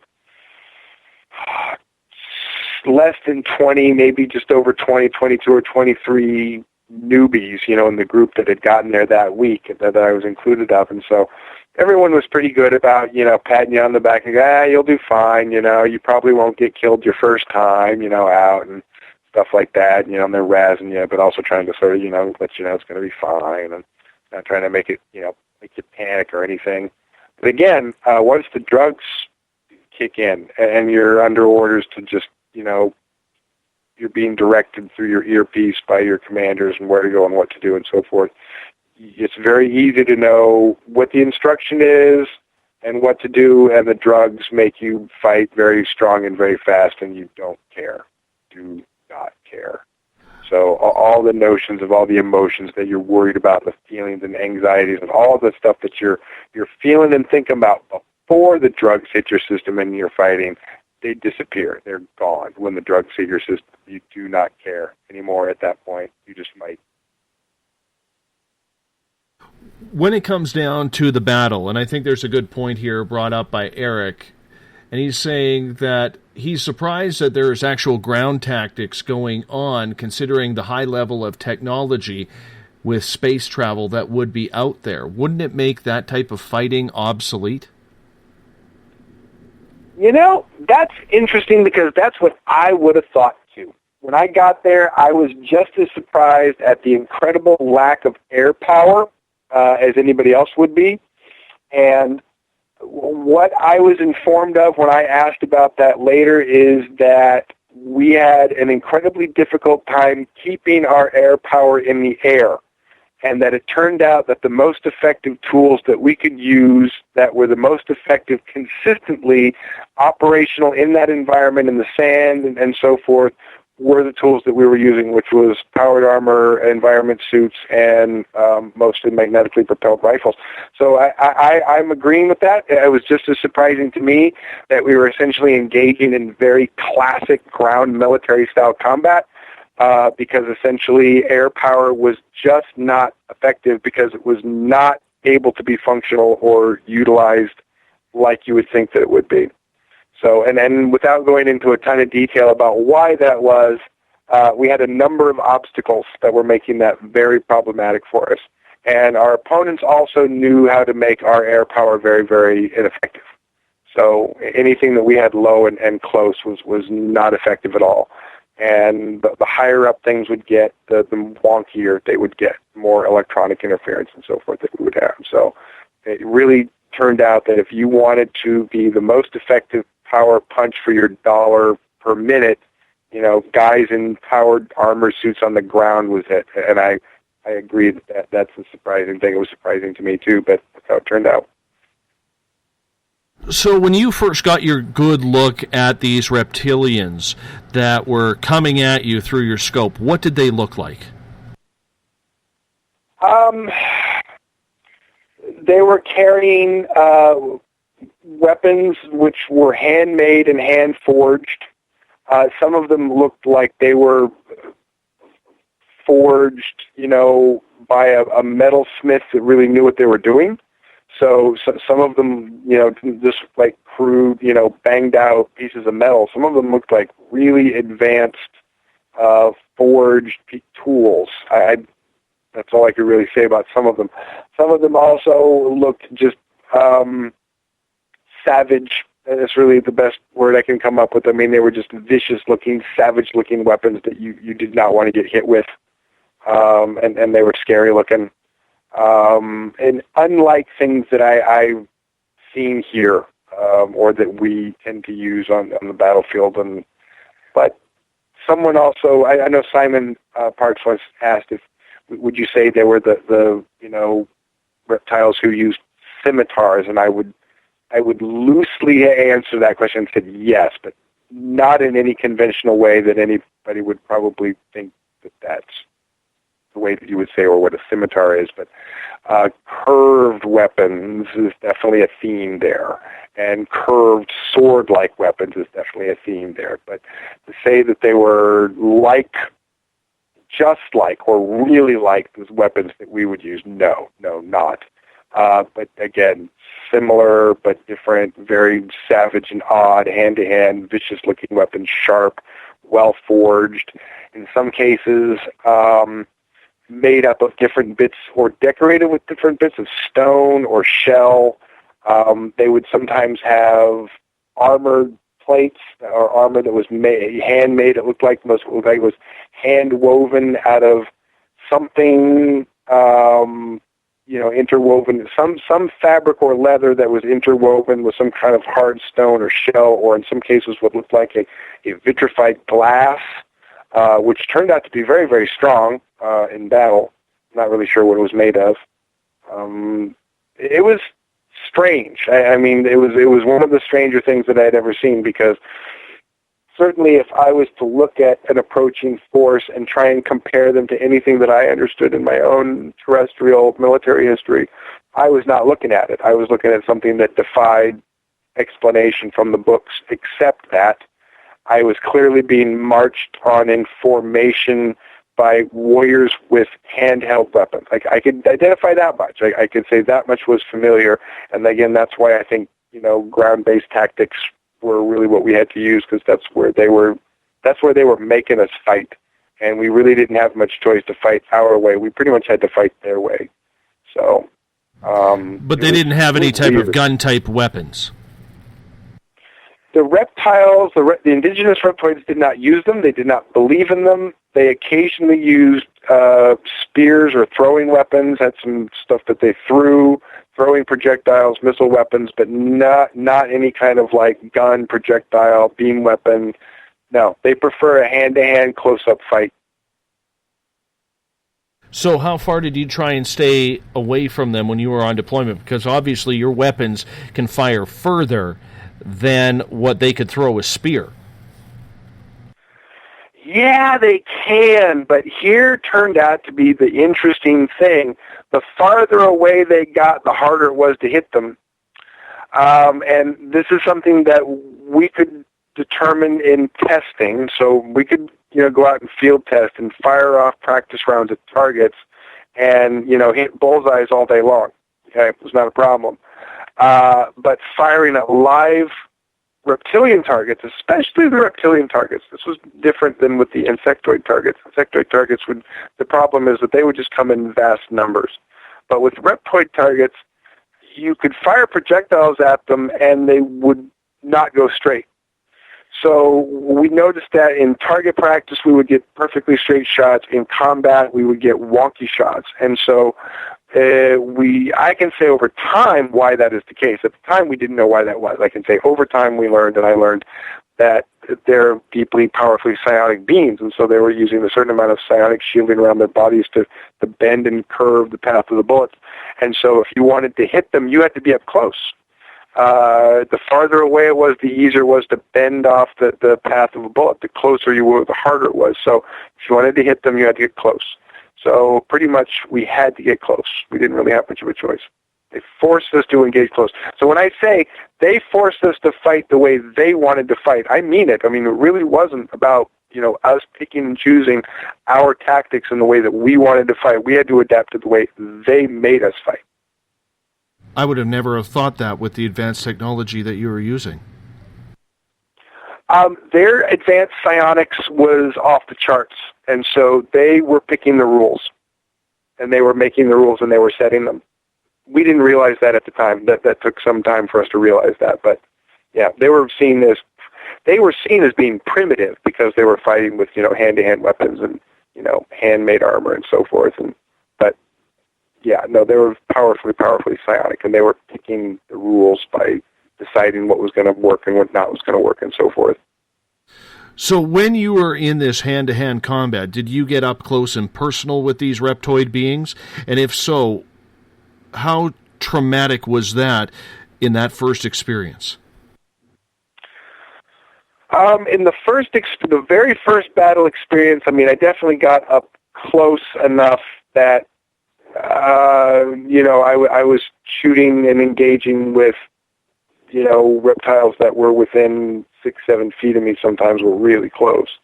I didn't actually have to wrestle or fight with anybody or kick anybody that day. I mean, I did kick somebody in the face, but I didn't necessarily have to. It was a choice.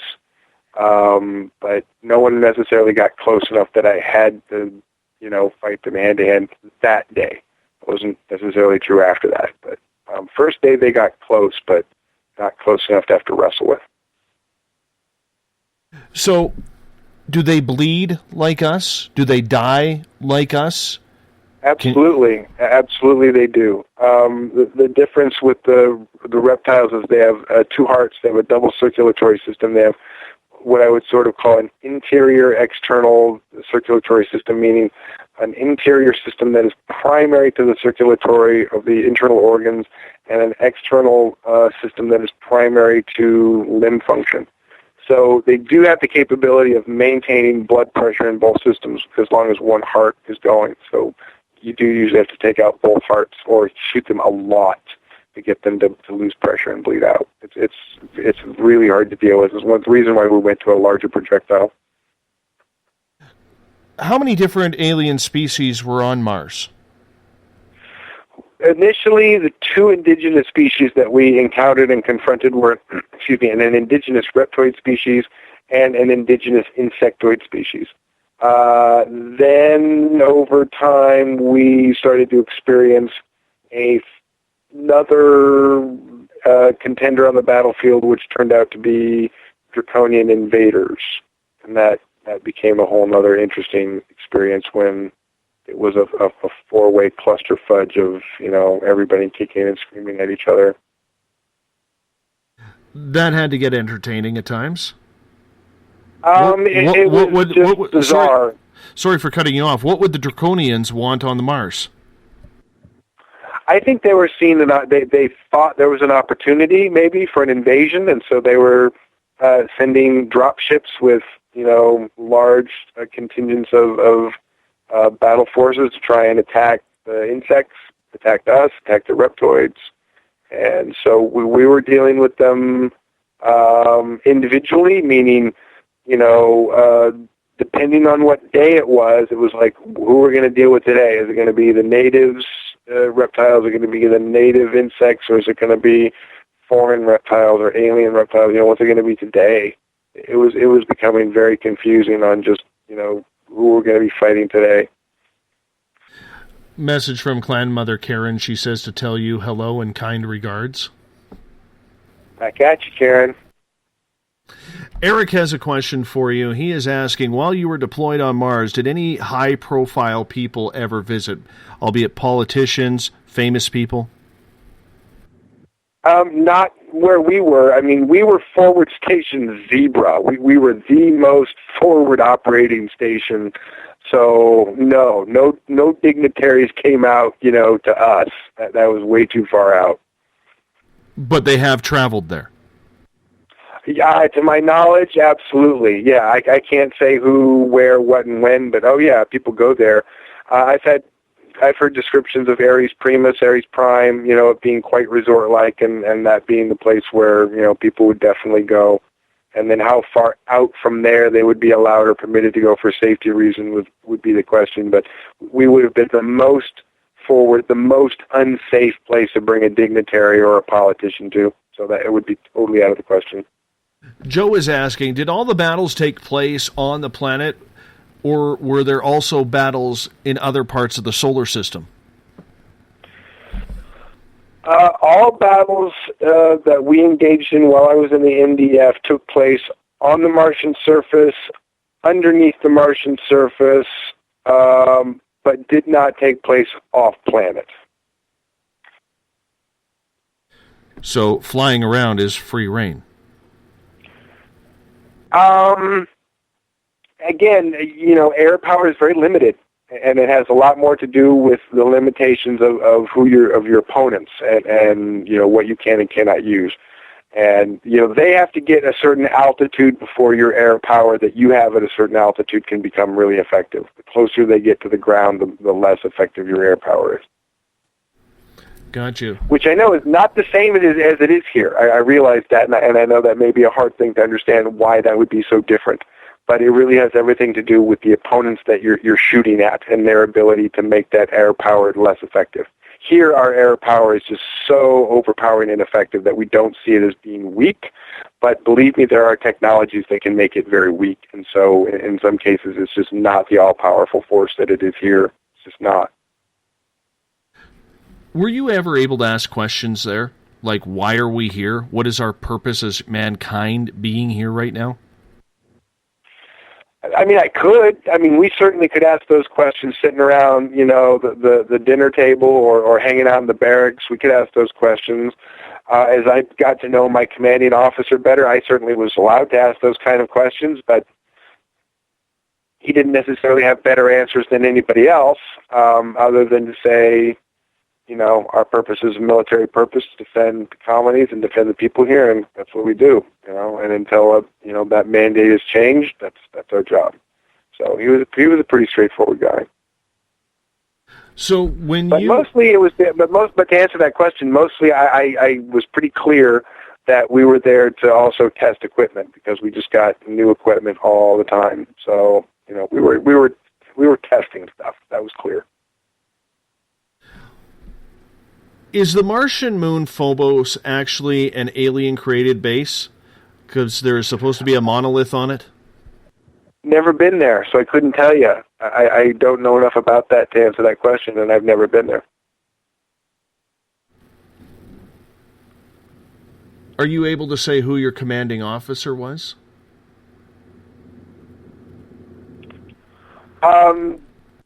Yes, that is Colonel Jack Jameson, who I've mentioned before once or twice as a former commanding officer of mine, yes.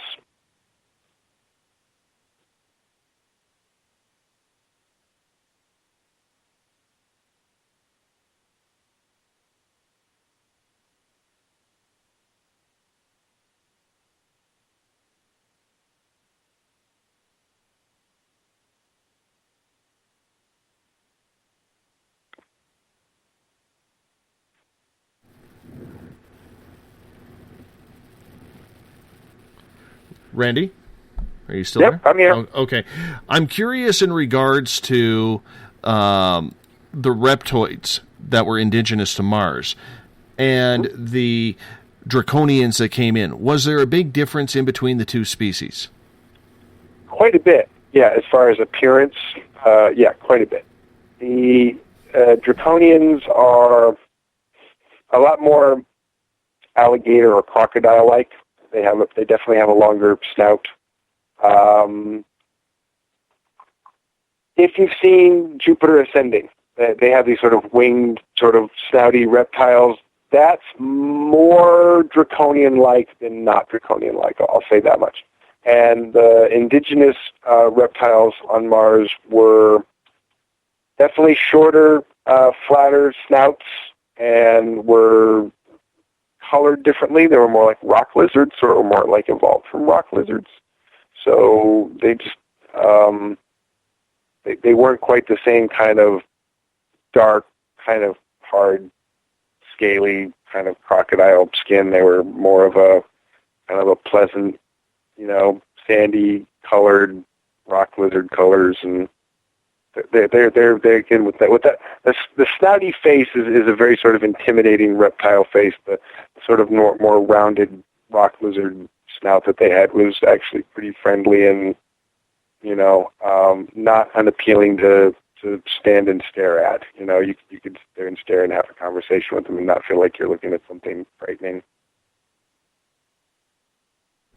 So when you did battle, were you ever injured by one of their weapons?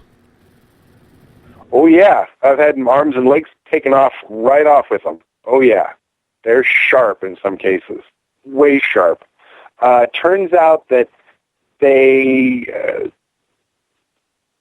are able to actually forge some pretty interesting materials, so that in some cases they are actually hammering metal, but in some cases they're actually using sort of baked, fused rocks, crystals, things that form these incredibly hard textures that mixed with resins or something. I mean, it's very interesting. I've watched them make it. It's really trippy. But they're able to come up with some incredibly hard, resilient substances this way, using very, very organic tools and organic making tools. But it's not all just, forged metal or hammered metal smithing. Some of it's some really interesting sort of materials manufacturing, to be honest with you. And how were they able to put your body back together? If you lost an arm or a leg, how were they able to put it right back together for you to have full use of it?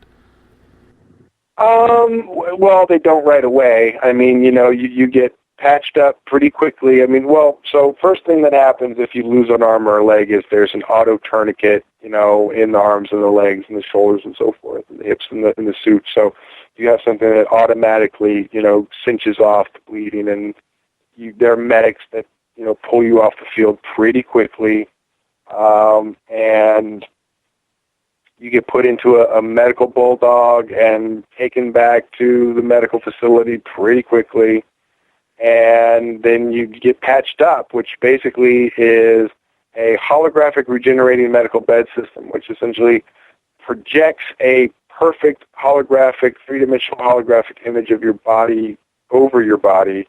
So it restores damaged tissue or tells damaged tissue to restore itself to perfect order. But it also has this sort of ability to fool your tissue. So if you had a limb blow off, the reason your limb doesn't keep growing is because your cells get to that air spot and go, oh, we have nothing to keep growing into, we have to stop here. If you fool your arm by telling it with a three-dimensional hologram, no, there's still arm here, keep growing, then it will fill all the way out to the fingertips. So you're partially telling that you're fooling it by telling it there's arm there so your cells will just keep growing, and you're partially telling it to be in the form of the perfect cell shape, not any damaged cell tissue shape. So pretty quickly your body starts to rebuild itself by a couple of extra technological mechanisms that you're sort of fooling it into thinking that it can just repair itself and grow out to the fingertips of your toes without any problem. and it still takes a while to grow stuff back. But I mean, a hand, can take a few hours. Arm can take the better part of half a day or so, or most of a day.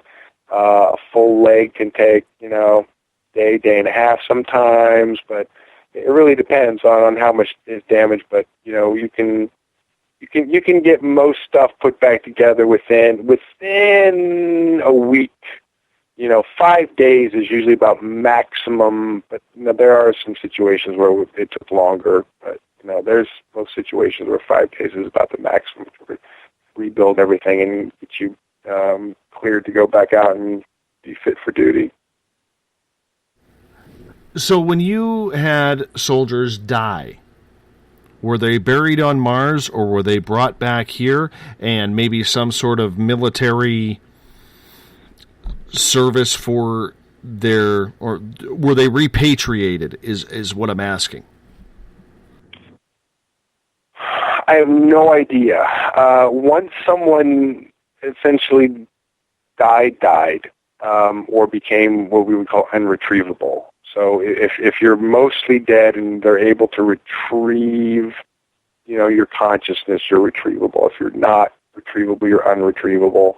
And so dead, real dead is unretrievable. And if someone was, dead for real, we never saw what happened after that. I mean, they were just gone. And we were certainly informed that they were gone. It wasn't like, just like, who, what do you mean? Johnson, who? It wasn't like that. It was just, yeah, sorry, Johnson didn't make it. He was unretrievable. And, but move on. We have no idea what would happen after that. I would suggest, just based on the way I know the larger picture of it works, that if they can't send somebody back home, they're going to have to send something or someone back in their place. They're probably going to have to send a clone at least back in their place that might not be very suitable and might not be the same person and might not be very recognizable personality-wise to their family members, but or I don't know, maybe they're just family members wake up the next day and they're just gone. They're not there. I honestly don't know. That is definitely outside my area. Good question, though. I thought so, too.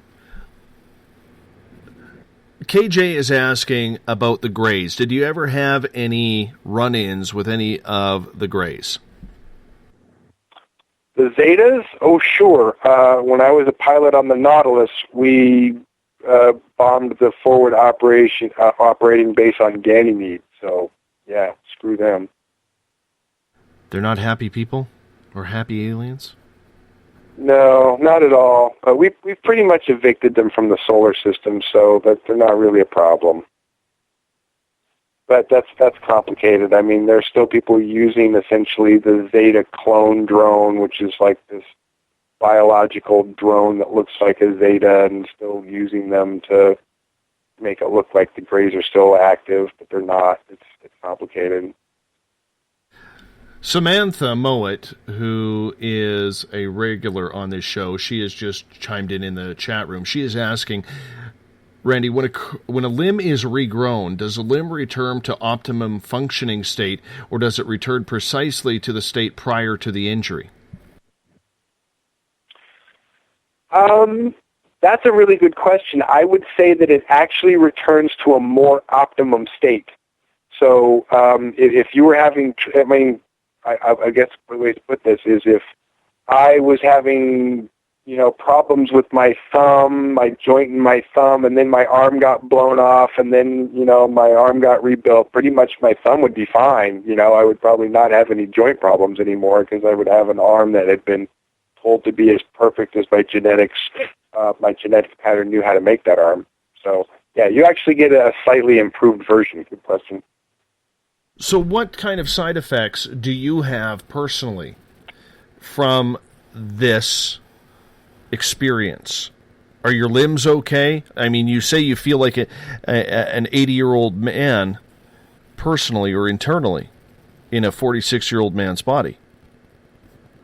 No, I think that there's I definitely have fibromyalgia, and I definitely think that probably a lot of that is the central nervous system trauma of just being damaged so many times. So even though my physical body doesn't necessarily have the damage, my central nervous system has the trauma of being punched and hit and blown apart, that many times still, and it causes me to experience some inflammation and some pain, and overall fibromyalgia, I think, is probably where that comes from, to be honest. So yeah, it's a painful side effect still. And I manage. I have people asking, were you able to ever see the Mars face up close and personal? No, was never there. I've seen some interesting things there as far as architecturally and buildings and so forth and structures, but no, never got to see the Mars face. Well, that sucks. You go all that way and you miss out on the biggest portion of it. I know, right? Shame on you. I didn't. Shame on you about that. What about other archaeological sightings? What is there? If you could paint a picture for our audience. We got about 5.5 minutes before we got to go to break.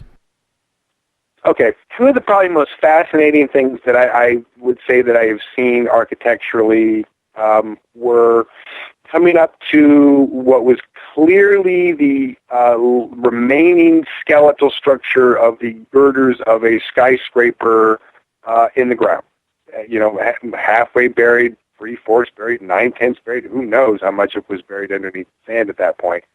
But clearly looking at, the rectangular frame of incredibly old, rusted, beams connecting what couldn't be anything other than the frame of a very, very, very old skyscraper. That was absolutely fascinating thing to see and to come across. Another time we came across a surface village completely abandoned. And I would say, hard to say, it looked like it had maybe been abandoned for years, decades maybe, but I don't know about longer than that. But you still had a building, a little hut, stone constructed, carved stone hut, which had these swirly spiral patterns chipped into them all the way around, so it was sort of decorated that way. Internally, the internals of the buildings had like lined grooves up and down all the way around them, which, as someone who's installed tile once or twice, to me that looks like the kind of scoring that you would do on the inside of a hard wall to put tile on. So that makes me think that at some point these were little huts that actually were, tiled maybe quite nicely and maybe, looked nicer than they did. There were, remnants of, broken pottery and, shards of bits of glass and things. Looks like bowls. Walked into a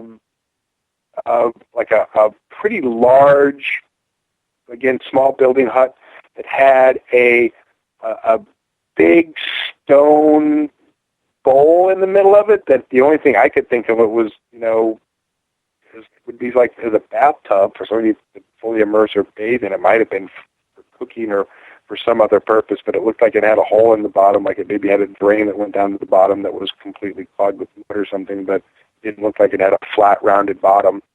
So that was curious. But didn't see anything else that looked like internal pipes or running water, so, I don't know necessarily what to think of that.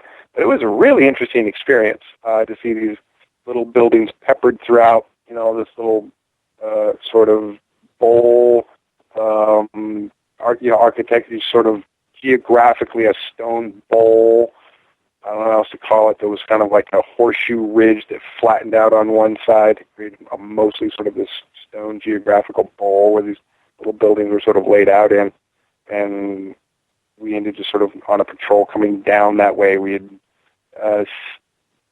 sensed something moving. Our sensors had picked up something moving, an infrared signature that was moving around. By the time we came down there was nothing there, but came down to investigate and ended up looking at all these little buildings and structures. So those two incidents were probably two of the most amazing, just seeing random architecture that was obviously from someone else who had built it there a very long time ago. That was very interesting. There is a theory out there, Randy, that there was a previous civilization on Mars and maybe it was destroyed by some sort of nuclear holocaust. Did you see any remnants of that or hear any stories like that to confirm or deny it? When we got to finally make friends with the indigenous reptiles, the story that they told us was that back when they were still fighting for, militaristic domination of their planet, that a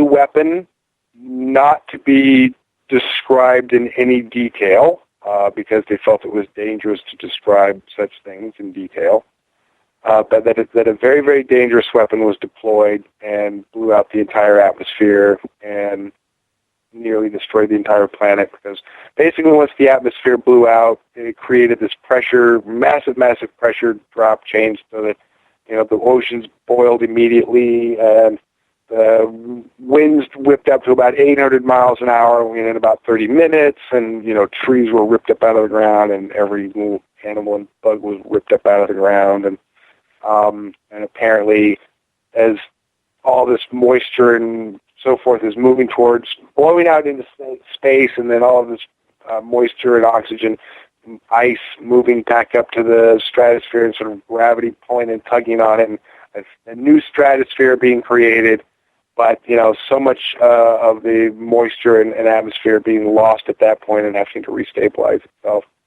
But that the storm of wind of 800 mile an hour winds that were swirling around the planet that continued, that were started by that event, continued for 2.5 months or something like that, for months before it settled down and into just piles and piles of stuff. So it was crazy. Randy, on that note, I'm going to cut you off here. We're going to continue that right after the break. Randy Cramer, Captain Kaye, Life on Mars, coming up hour number 3 right after this on Spaced Out Radio. The SOR Sightlines is a place for you to find answers to your strange experiences. Hi there, this is Mike Schmidt. If you have had an encounter with ghosts, UFOs, Bigfoot, ETs, or anything else that doesn't make sense, head to spacedoutradio.com and file a Sightlines report. All information you give is 100% confidential, and I will personally help you find the answers you need. SOR Sightlines, your answers are a click away.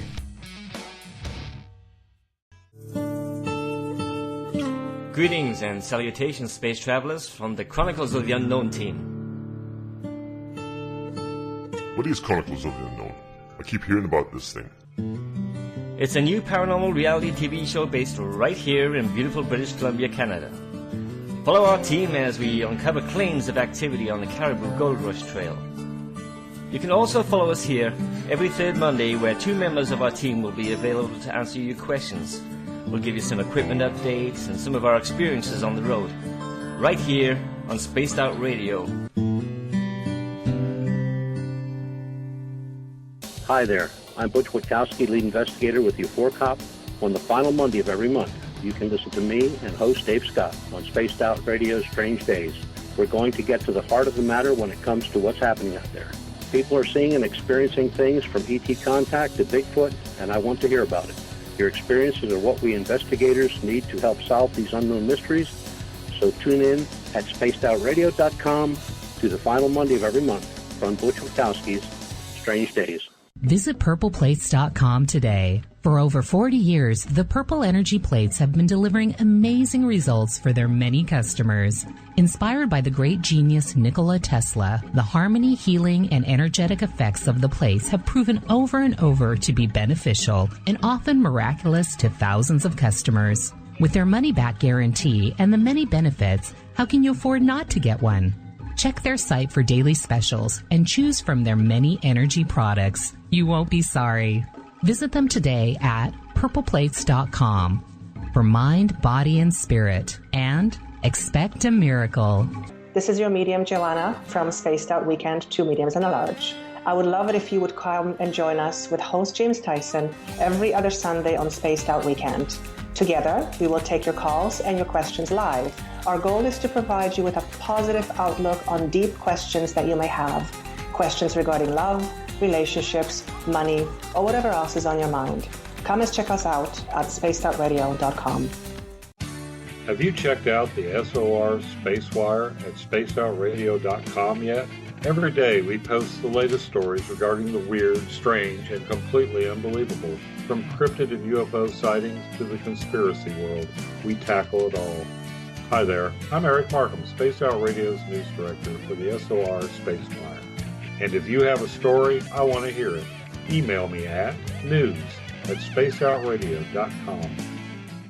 Patrolling the Pacific Northwest, we are always on the lookout for the strange and unassuming stories that real people are experiencing. Hi, I'm Vincent Zunza from Pacific North Weird.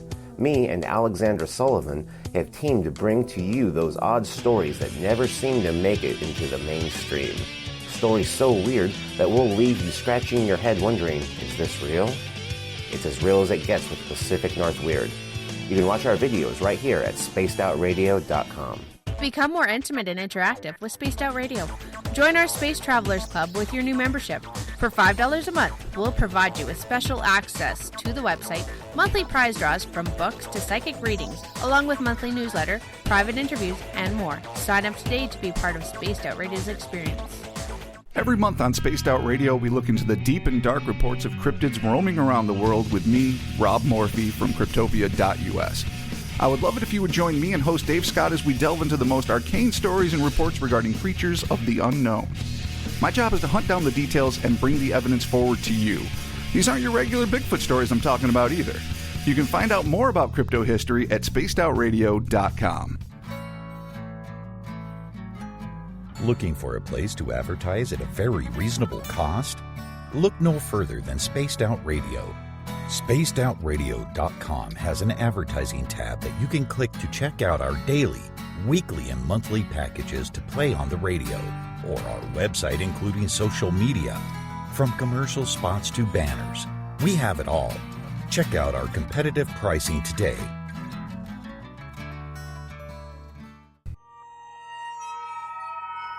You hear footsteps in the empty room above you. A rocking chair begins rocking by itself. Don't be afraid of the things that go bump in the night. Reach for Spirit Storybox, the iPhone app the Huffington Post UK called the only ghost hunting app you will ever need. Spirit Storybox. The spirits are telling their stories. Are you listening? Strange creatures lurking in the night, the sounds of wood knocking in the forest, odd happenings right out of a fictional world. These are the reports I love. Hi there, this is author Ronald Murphy, and I would love it if you join me and Spaced Out Radio host Dave Scott the second Wednesday of every month on our journey into the unknown land of cryptozoology at spacedoutradio.com. From Mothman to Frogman and everything in between. Hey, they don't call me the crypto guru for nothing. Did you know that Spaced Out Radio runs 7 days a week? Hi, it's James Tyson from Spaced Out Weekend. Every Saturday and Sunday night, starting at 9 p.m. Pacific, midnight Eastern, you can join me and my guests for some great chatter about what's going on out in the universe, or even in that dark part of the basement you really don't want to go back into. Well, let's find the answers to your experiences together. So come on up to Uncle Jimbo's cabin on the weekend. For more information, look us up at spacedoutradio.com.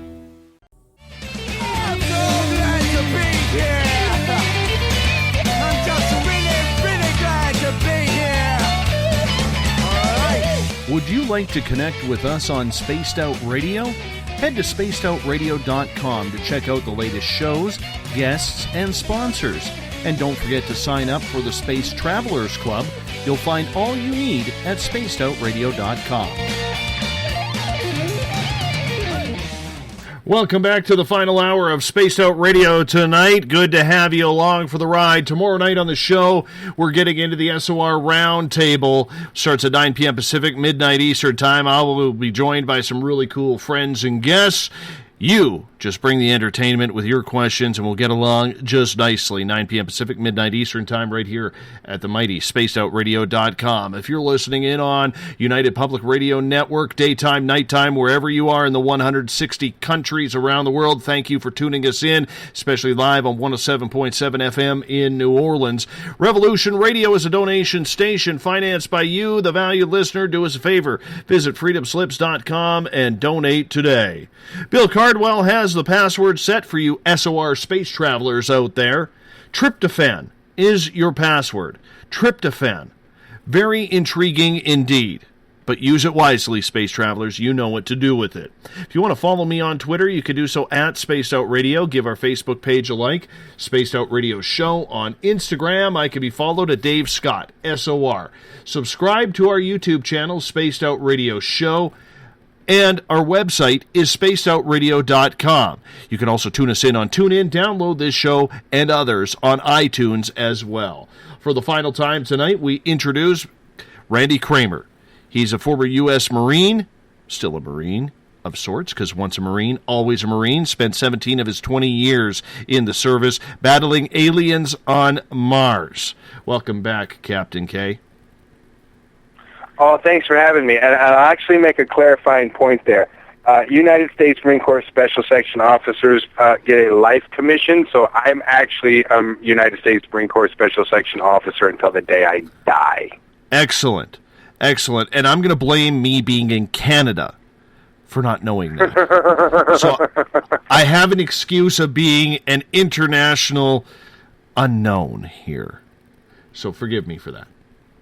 Well, that's okay, and it's not everybody knows that, and it's a unique contract situation that we established and negotiated for different reasons. But yeah, we sort of made the decision-making process that we have the ability to keep our officers alive for as long as we need to, and we need them too much to let them retire. So once you become an officer, you get a commission for life, and you don't get to retire until you're dead. Wow, incredible. Do you get a pension? And do you get a given pension? That they can keep you alive for so long, that could be a very long time. Absolutely. Do you get a pension for your service? There's an arrangement for us to sort that out, but not in any kind of normal, typical way that would make me happy. But my Brigadier General and I have had many conversations about how that's supposed to sort itself out, and I'm confident that we do have a satisfactory arrangement where that will be sorted out. Mm-hmm. Clan Mother Karen is asking, what is it you learned from Mars that you would say people should know and should change to raise their own personal frequency? I know that some people think that by having some sort of apocalypse or end of the world, that's the end of things, and it's not in any way, shape, or form. So I can tell you from a planet of beings who had their planet nearly destroyed to within an inch and then have had to recover from that, you don't want to go down that road. You know, you do not want to go down the road of letting your planet be destroyed and then having to spend thousands and tens of thousands of years trying to fix it when you could have spent a few decades fixing it instead of letting it die the first time. So if there's anything, I think that there's a lesson in there. It's that you absolutely can stop the destruction that you're doing to your planet and fix it, or you cannot, like they did, and destroy it, and then you're still going to be there. Some of you may die, but guess what? The reincarnation cycle means that you're not leaving. So the reincarnation cycle being what it is, if we destroy our planet, the few survivors that are here will then just still be the cycle of recycling souls and survivors again. So we'll still be here. We still won't get to leave. We'll still have to be on our planet. It will just suck more. So if there's any lesson, the lesson is that you don't get away from it by just not taking responsibility from it and letting it blow up and letting it be someone else's problem. Like, you really got to take care of your planet because you're going to be stuck with it no matter what. I've seen other beings go through this, many thousands of years after the fact, going with so much regret, saying, wow, if we only had, learned then, we wouldn't have to be, going through what we're going through now. And it's a harsh lesson for them to have to go through. So they certainly don't want us to have to go through it. Other species who I know who have lost their planets don't want us to go through that either. So, Everett is asking what type of governmental structure is on Mars. that's complicated because certainly the insectoid species have their own sort of civil political infrastructure that's not like the civil political infrastructure of the reptoid species, which is not like the civil political infrastructure of the humans. So that's a tricky question, and I don't necessarily know enough to know about the colonies other than that it's a kind of a classic colonial system where the bankers and the money people, the investors, are essentially, run as the ICC, MCC, and the colonies themselves are operated as business states and have to do business with the business arm of the colonies in order to stay profitable and function, which means all of the business ordering and requisitioning and making sure that they're supplied with food and water and workers and so forth all has to be negotiated or contractually worked out to that. So I'm not actually sure, other than to say that it's a business relationship. Our the way we organize our structure, civil political structure there is like a business structure. It's colonial, which was a business structure. So, but that's a loaded question depending on who you're talking about. I want to ask about NASA here for a few minutes, if you don't mind, because there's a couple things going on here. They've killed the shuttle program. We have to rely on the Russians now to get anything up to the International Space Station. Why do you think NASA took such drastic measures in their, I'm going to call it, dehancement of their shuttle program? I know exactly why, and this was not because NASA wanted to do this. You got to understand that first of all. This was never because NASA thought this was a great idea, and NASA said, "Hey, let's get rid of our shuttle program and hand it over to private industry to develop private rocket programs. Let's do that." No, that wasn't NASA's idea at all. That was a bureaucratic decision that was handed down and told to the people at NASA this is what's going to happen. So I can tell you there are plenty of engineers and scientists and administrators at NASA who are like, what? You want to hand over a polished, experienced space program to inexperienced civilians who don't know what they're doing? Are you kidding me?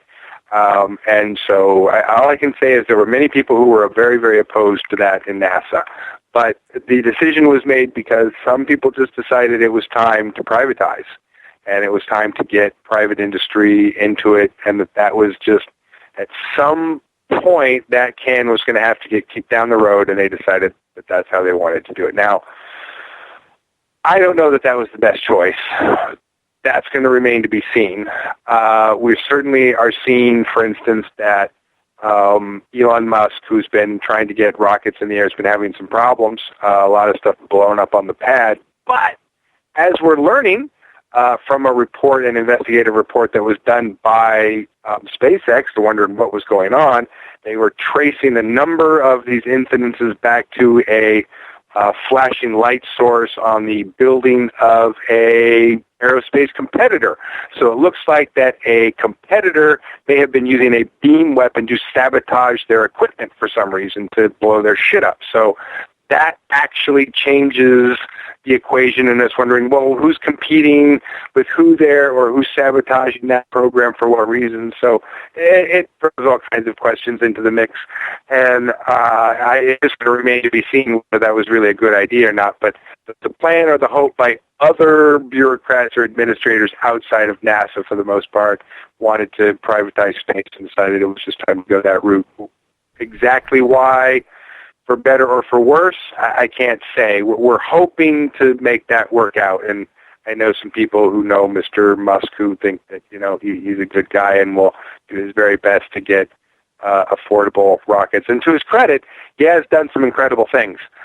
They managed to get a unmanned rocket that can land itself on a floating pad, an unmanned floating pad in the ocean. That's amazing. If in case you haven't watched the videos of the failures, which are tragic, and then the success of them actually, reverse landing this freaking rocket booster onto this pad in the middle of the ocean, unmanned pad. It's absolutely incredible. So they're absolutely making the kind of strides that they need to make to show that they can reduce the cost to make it cost effective.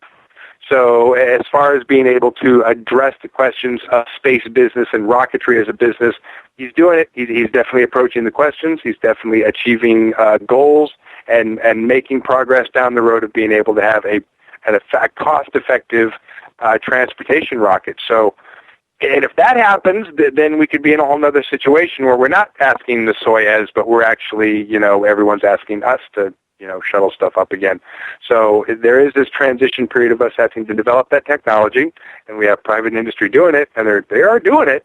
So fingers crossed, is all I can really say, that it works out as well as, we hope it will. Randy, I'm a little confused here, because why would we still need to use rockets if we have the ability to get to Mars via jump room? Oh gosh, don't get me started on that. Okay, but I have to, right? So the technology, layers of technology forbiddenness, where you say you have to have the most amazing advanced access to jump gate technology because it's the most advanced transportation. Now, if you don't have access to jump gate technology, you might have access to various spaceship technology, TR-3B technology. You may be able to get a ride, or you may be able to requisition or purchase TR-3Bs from Northrop, and as part of your program, and so that that's your access to transportation. Or you may not have access to that, and then you're down another tier. And so it's these tiers of technological accessibility and what's allowed and what isn't, and these just massive ironclad gates that prevent that technology from going from one layer to the next. So it's a problem, and we believe that there's tools and methods that we're trying to do right now to circumvent some of that. That's all I can really say about that. But the answer is we don't. Why do we need rockets? We don't. But as long as the technology barriers are in place and they're insisting that we do, that the civilian level of transportation is rockets, then that's where we're at. And we're left perfecting rocket technology to a level that we never really had to perfect it to because we had better vehicles. But the truth is we can perfect rocket technology to a more precise level than we ever have and make it more effective. So it's entirely possible for, business sort of commercial space flight to create a cost-effective rocket system that could help the space program and commercial space program work along. I still, however, am majorly for, getting around that step and going to a commercial version of the TR-3B, which is a whole other conversation to have about that. But it's because, again, other people have decided that's where the tiers of technology and layers of separation and forbiddenness will be and will not be. And until that's different, it's just what we have to work with. It's the building blocks they're giving us to deal with. And I think that sounds correct on the reason why they're doing that. But on the flip side, how are they keeping it quiet? How does the secret space program and all of this technology that seems literally thousands of years or hundreds of years ahead of where we are today, how do they have the ability to keep it so quiet? Because we do have some brilliant men, whether it's Richard Branson or Elon Musk, working on this. How do we keep it quiet? Well, they don't, for starters, or certainly not as quiet as you think it is. So, good example, you can go to any number of search engines on the computer and type in TR-3B Northrop Grumman, and you will get a bunch of interesting stuff, including military trade journal sites talking about the new black manta as if it's this new thing that just came around the block or something. And we haven't been making it since 1967. And so there is actually conversation among the trade journals, among military people who are in industry people, about the new reconnaissance, craft and so forth. And so there is conversation that's been happening that's not so super secret, that is starting to leak that information in. And trade journals are this really interesting area for people who are in the military or who've been in military contracting and know what I'm talking about. I knew someone who was intermediary military between military contractors, and he would often have these military trade journals sitting on his desk, on his coffee table, and on his desk. And these are not classified documents. If you are in the business of being in the business of working with these people, you can get on the mailing list of these trade journals. I think even as a civilian, you can, if you know the names of these trade journals, you can track them down. You can get your name on the mailing list and get them sent to you. They're not classified documents, but they will have some of the latest military technology that's on the horizon, about to be released. We're going to see this soon. It's all this very, very, very cutting edge. It's just coming around the corner stuff. This is just coming off the drawing board. This is going to be available soon. If you're in industry, you want to know about this. So those trade journals and websites and information are talking about it, have been talking about it. So it's not a secret. People are discussing it. They are talking about it. It's still just not a thing that Tom Brokaw talks about on the 6 o'clock news. I don't know. Is Tom Brokaw still on the news? I don't know. So there is levels of secrecy and levels of what people, and levels of deniability. That's sort of the more important thing. We have a ton of people who know stuff, a ton of people who've seen them. You better believe Elon Musk knows that there's a TR-3B and knows that the military has a magnetogravitic propulsion system. He'd be a moron if he didn't know that, and I know he's not a moron. So he knows as well as anybody else, though, that he has limitations that he has to work within. So he's, doing that. So he's working within certain limitations, and not just working on rockets. He's doing some other pretty cool things. If you haven't seen his latest solar tiles thing, that the roofing tiles that are like these compacted solar electric panels, incredible. To be able to turn houses into complete solar generators, and then using the battery thing that he's got, save the power for later just by tiling the roofs with these things. Brilliant concept. So he's doing other things too that are taking that technology and information and trying to help. So I give the guy a pat on the back for doing what he can with the parameters they're letting him work with. And until that changes, or until we're able to shift that, which, not talking on the radio, but believe me, if I had the right people from Northrop and the FAA and a couple of senators in the room, we could talk about a reason why we want a commercial TR-3B, tomorrow. But I'm not going to try and sell that on the radio, but I could sell that to a room of guys that needed to understand why we needed to do that.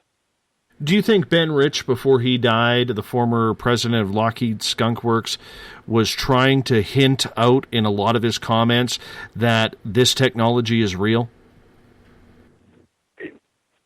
I don't know that there's a direct relationship between his death and like it being unnatural, or that he was taken out. I can't confirm that's the case. I would suggest, though, that he was certainly trying to do a bit of wink, wink, nudge, nudge, as much as he could.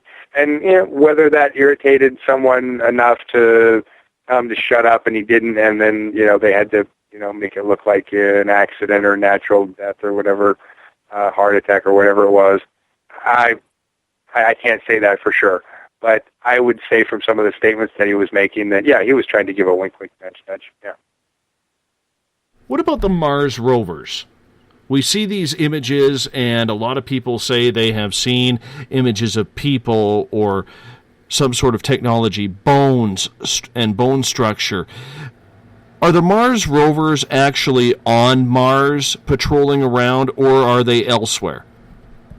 No, yeah, they're on Mars. I have actually seen a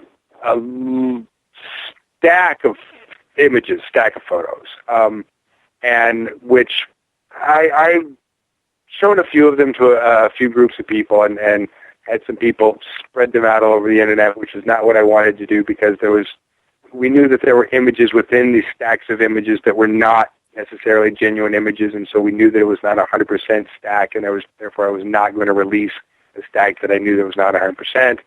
So, but some of the stuff has been released, and some people have talked about it, but I did get to see a whole series of images that were very clear on what was going on there, and so you've got the rovers very close to each other. In fact, a picture of one of the rovers taking a picture of one of the other rovers about 100 yards away. That was pretty funny.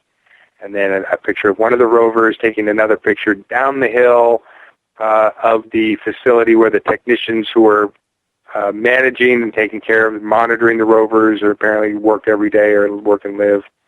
And, some pictures of technicians, standing near them and so forth. And but yeah, they are absolutely on Mars. There is a facility, but it's a very closed off area that's not in any kind of random, where all kinds of random shit could be seen. It's all very deliberate.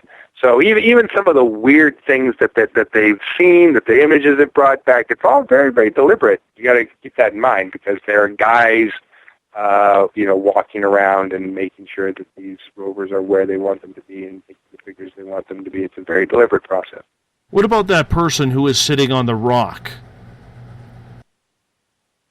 I'm not sure which one you're talking about. We might have to be very, very specific or show me the image. I'm not sure. There's a bunch of them. There is a photo of, it looks like someone sitting on a rock with their arm resting on their knee. I've seen so many images that do indeed look like, oh, wow, that does look like there's someone or something in that image. That does look like a groundhog or a squirrel. I've looked at a lot of them and saying, oh, yeah, that does look like a skull, and yeah, that does look like a piece of machinery, and that does look like a piece of a wheel off of something. So even I have looked at a bunch of them and seen things, and I'm just not sure without looking at the image, the one that you're talking about specifically to comment, but I've seen them, and they're deliberate. So exactly how they're setting up the shots and why they want those shots set up that way and what they're taking pictures of that are either real or theatrical, I can't really say. It's what they want people to see. Got another question here from our audience for you in regards to being on Mars. Gloria would like to know how many women are serving on Mars, and if so, are there births happening there?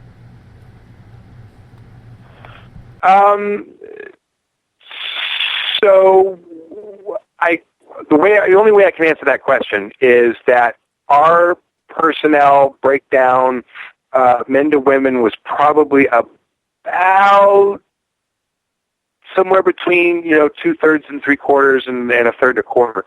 So men to women. So a larger contingent of men than women, but about that 2/3, third, 3/4, quarter.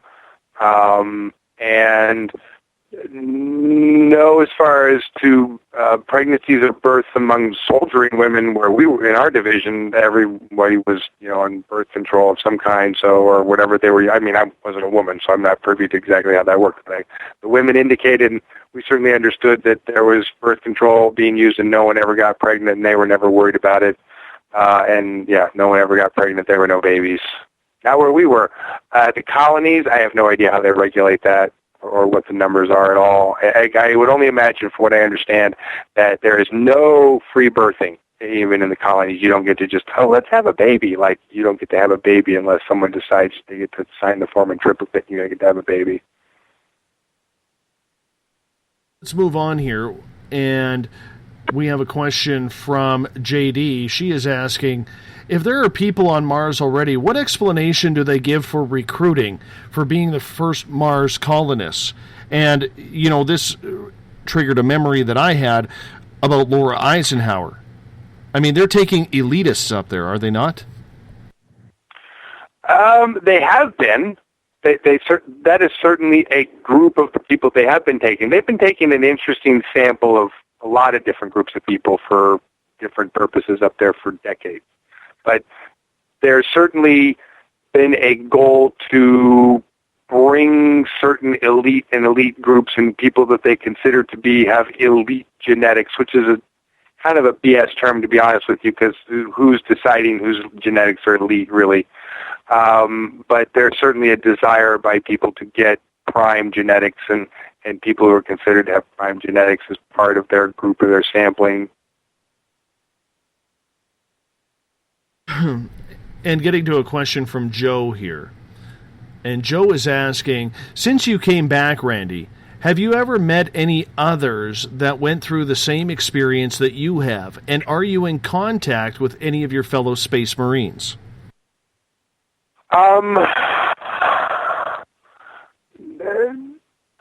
I have met a lot of people who have related a lot of different experiences to me relating to their own personal experiences on Mars. That has happened a lot since I have started talking about my experiences. And I've certainly had to glean from those ones that I don't necessarily think are genuine, or ones of which I would just have to tell someone, yeah, you need to go meditate some more on that and get way more clear on that before, we have a conversation about that. So there's, different ways I can respond to that depending on how much clarity of information someone is bringing to me or how much they really remember. I have, in fact, met someone here in my house, who came to my house here, who I had met on Mars. They did not serve in the same division that I did. They were an intelligence officer who served in another outfit, but who did come to my division on a regular basis and who I knew and we had a friendly relationship with. So when we connected again here, it was a very surreal experience, but believe me, we had shared memories and shared experiences to go over. Do you remember that time? Oh yeah, I remember that time. Da-da-da-da-da. Do you remember when this? Oh yeah, I remember that. And so, there was a very interesting, weekend of having conversations about shared experiences, but then also getting a much larger sort of feedback on what her other experiences were, which I certainly didn't know much about when we barely crossed paths when we were there, and she certainly only knew some of what my life and so forth was, and so we certainly had an interesting conversation about that. But, most of the soldiers I served with died, so there's really no one that I have met that served there since. And I've talked to other soldiers who served in other divisions and other locations, but again, it's an interesting sort of scatter of folks who have degrees of more solid memory at this stage in their remembrance than other people. But I've talked to a bunch of people. It's been a very interesting experience, the number of people that I have talked to, and each of them many of them working different jobs. So a lot of them not soldiers, which has been really the most interesting part, is talking to the other people who have other jobs, learning what's, been going on. People have been working in farming and agriculture and so forth like that, ranching. So pig ranching, yeah, there's definitely making bacon on Mars.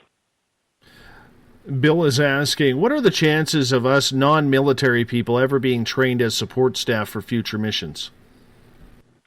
Well, that's an interesting question. I'm glad you asked that. One of the rumors that we've been hearing on why they've internally been being more and more okay with trying to get information out about the secret space program is because of personnel shortages.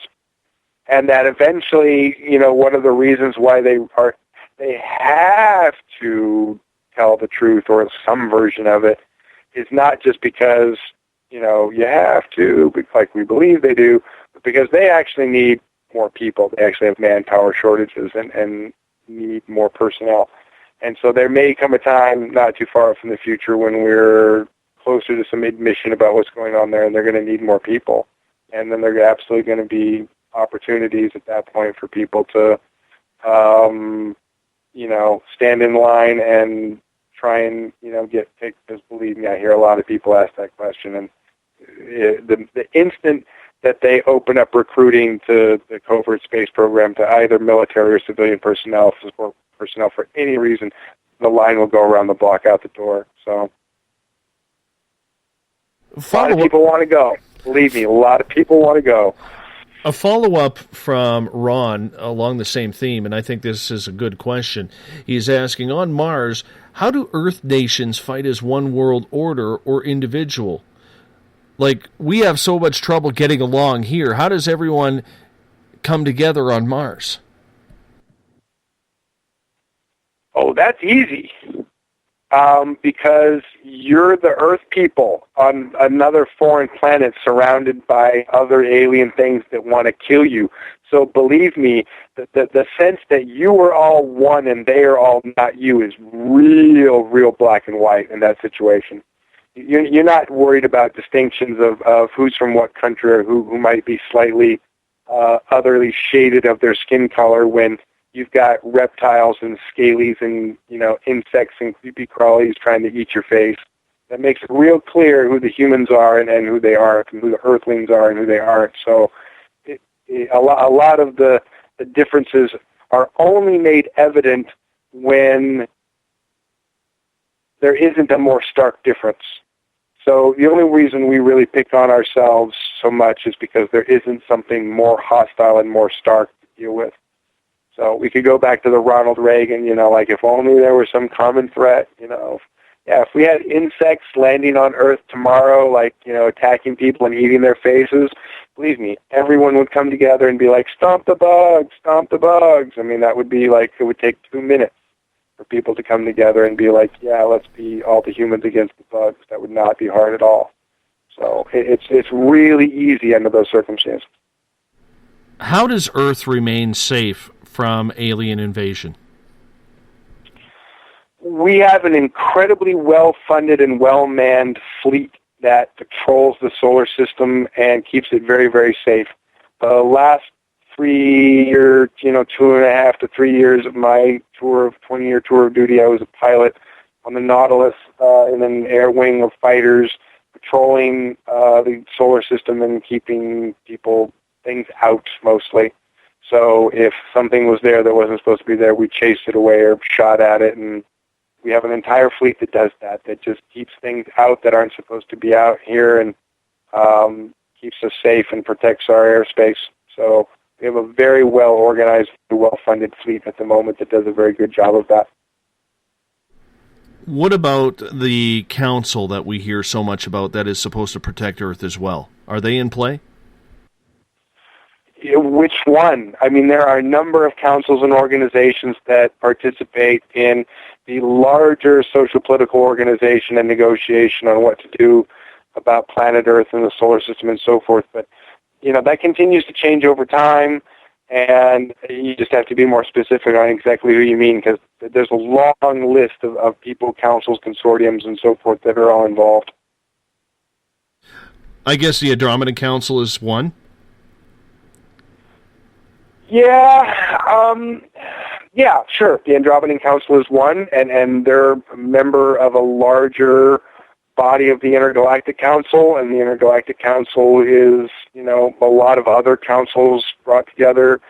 So it's, we have a lot of help. We have a lot of people negotiating and trying to help us sort out different things, but we've actually made quite a lot of progress as far as our own ability to manage space defense and our sort of social political negotiation with other species. We're getting pretty good at doing a lot of this stuff without the hand-holding that we needed 30 years ago. Let me just put it that way.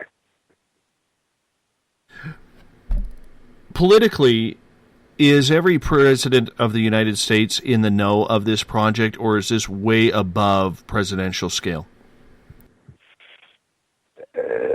Neither, meaning that no, not every president gets briefed sufficiently, but also no, it's not necessarily so above presidential scale that they don't know anything. It really does depend. And so it really depends on the president and what information and access and clearance that they can get based on what job they may have had before. So there's a reason why Eisenhower, as a 5-star general, had probably one of the highest accesses clearance as a president, because as a former 5-star military general, he had an incredible amount of, access and a high level of security clearance as far as someone who could deal with that information because he was used to it as a general. There were certainly other presidents who were not felt that they would necessarily handle that information as well, so they were given limited amounts of information. The typical process became to get a good psychological profile of the president before you gave them any kind of a briefing. And then based on the psychological profile of the president would basically be on what you would tell them, what you wouldn't tell them. So Nixon, didn't know much. Kennedy knew a little bit more because he was a little more able to understand it. Nixon was a little more closed-minded, so he didn't tell him much. Ford was really not that bright, so, there was really not much to tell him. His job was basically just to sort of clean up and sweep up and cover up shit, so there's definitely didn't want to tell him too much what was going on. Reagan was out of the loop, about as out of the loop as you could be because he was a puppetronic. And then, H.W. Bush, he was a CIA guy, so he certainly had quite a bit of information. Then you get Clinton coming in, and he didn't have as much. And then Bush's son comes in, who was an absolute idiot and was kept as out of the loop as possible, but then his whole administration was being run by Dick Cheney. Dick Cheney knew quite a bit. Dick Cheney has had his, arm up the butt of this to his elbow for decades. So, but exactly what he does and does or does not know is always hard to say. Sometimes I think some people suggest that he knows more or does more than he is or does, and at the same time I think he tries to make it look like maybe he as well. But it's hard to say without the real list of names of people who are responsible. And then certainly when you get up to Barack Obama, there's someone who, because he was in a previous classified program, he had a higher security clearance when he became president, so he had access to information that presidents before him didn't have. So it totally depends on the president. Turns out it's not dependent on you just being president at all. It depends on what you were before you were president and what your psychological profile as president determines that they can tell you. So as someone like Eisenhower, because he was a 5-star general, do you buy into the theory that he actually made the trade technology for extraterrestrial or for human study? Oh, no, I can tell you that wasn't his decision-making process at all. That was Truman's. That was Truman's decision. That wasn't Eisenhower's decision. Eisenhower was all about trying to establish some other protocols and some other decisions, and essentially because once he found out what Truman did and was trying to figure out how in the world he was going to deal with it or respond to it, he really realized that the only option was a long-term plan. There was really nothing he could do in a 4 or 8 year, even in an 8-year presidency. He was going to have to come up with something that was going to have a much longer term strategy to deal with this than his presidency. So, do we have any further information on what that legacy of his needs for the secret space program were? Oh, yeah. He signed the United States Marine Corps Special Section Special Code into law. So he created United States Marine Corps Special Section. Thank you very much. So, yeah, without him, there would be no us. And because of him, there is us. And because of there is us, there is hope. So if it isn't such a political battleground anymore about learning about this secret space program or what it entails, is it just written off in a budget? Like, how do they deal with this? How do they get the funding for this? A lot of different sources, as it turns out. So, we're funneling money in so many different directions that there's just a ton of different sources. We know that there's a certain amount that's been coming out of the black budget for decades.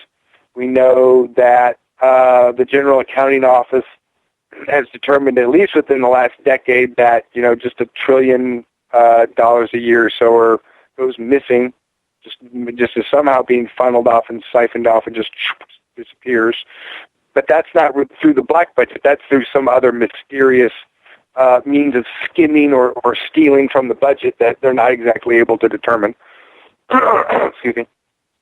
We know that there's a ton of other illegal drug activity, arms dealing activity, etc., engaged in. The CIA is used to funnel that money, trillions of dollars a year. If you add up cocaine and heroin, trade together, whatever, it's some crazy number of 9, 10, 12, 15 trillion dollars a year, something crazy like that. You start breaking down where all these different sources of family money come from, big family money, especially now that we're seeing through some classified documents what the actual financial wealth of families like the Rothschilds and the Rockefellers are, but they may actually be closer to the mid-high 200 trillions. So the Rockefellers' actual family assets might be closer to $250 trillion. Rothschild's family assets may actually be closer to $300 trillion. That means that some of that family money is some of the money that's been invested and spent and regurgitated out of the colonies. That may be something where they're making some of that money, but that also means where that some of that money is going as an investment, and then they're seeing payoff out of that back.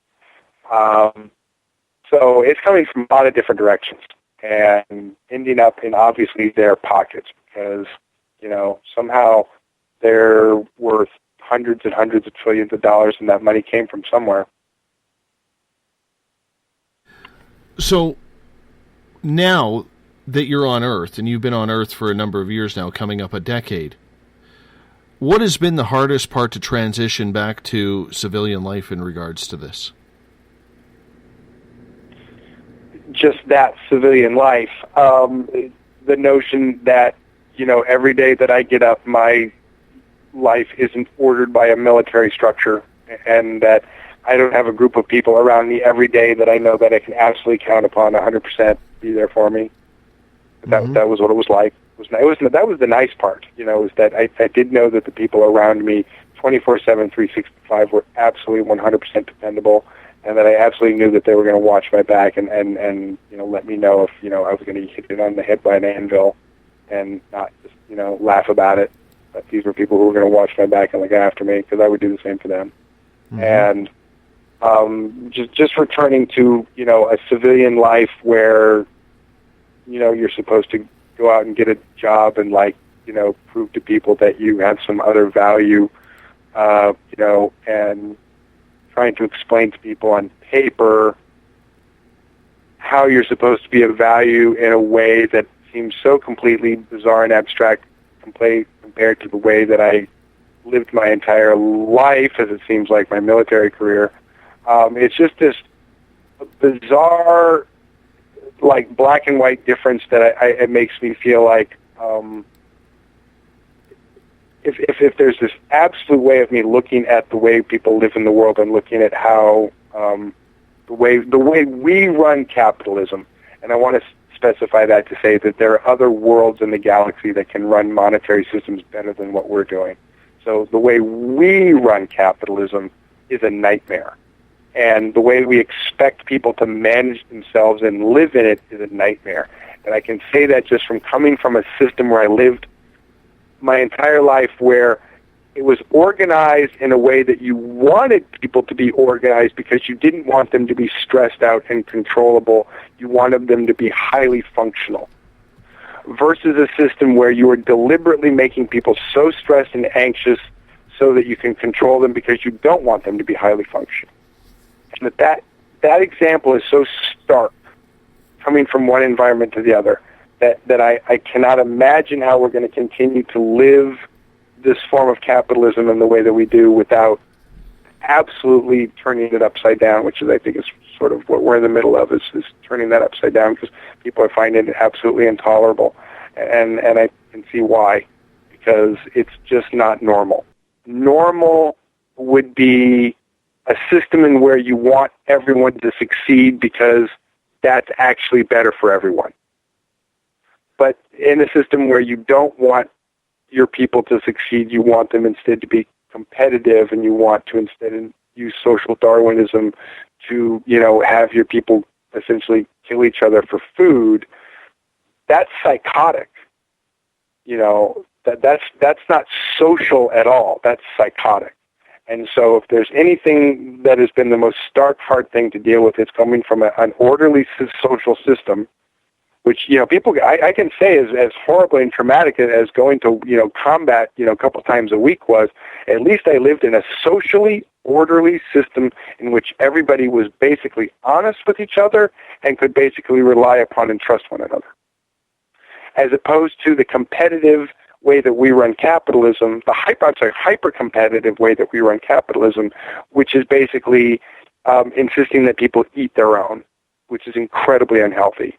So I think maybe that was the hardest part, going from what was essentially a healthy environment as far as how you engaged with each other in a social structure that was a healthy engagement, and then going to an environment where you're trying to tell people that the way they're supposed to live and is normal is the most emotionally, mentally, dysfunctionally unhealthy thing that you could tell them to do.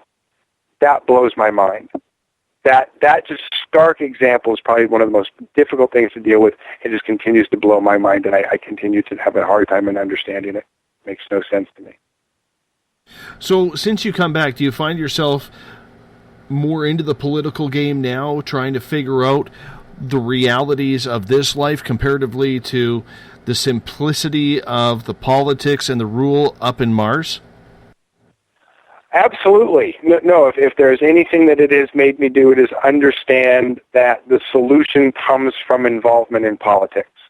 And as much as coming after this most horrific political experience of the most horrific presidential election we've ever had in this country, I will still stand tall as a patriot and say that we need to be more active in our political system. If nothing this teaches us, and I know I'm talking to a bunch, mostly Canadians at this point, as Americans, it teaches us... Most Americans, actually.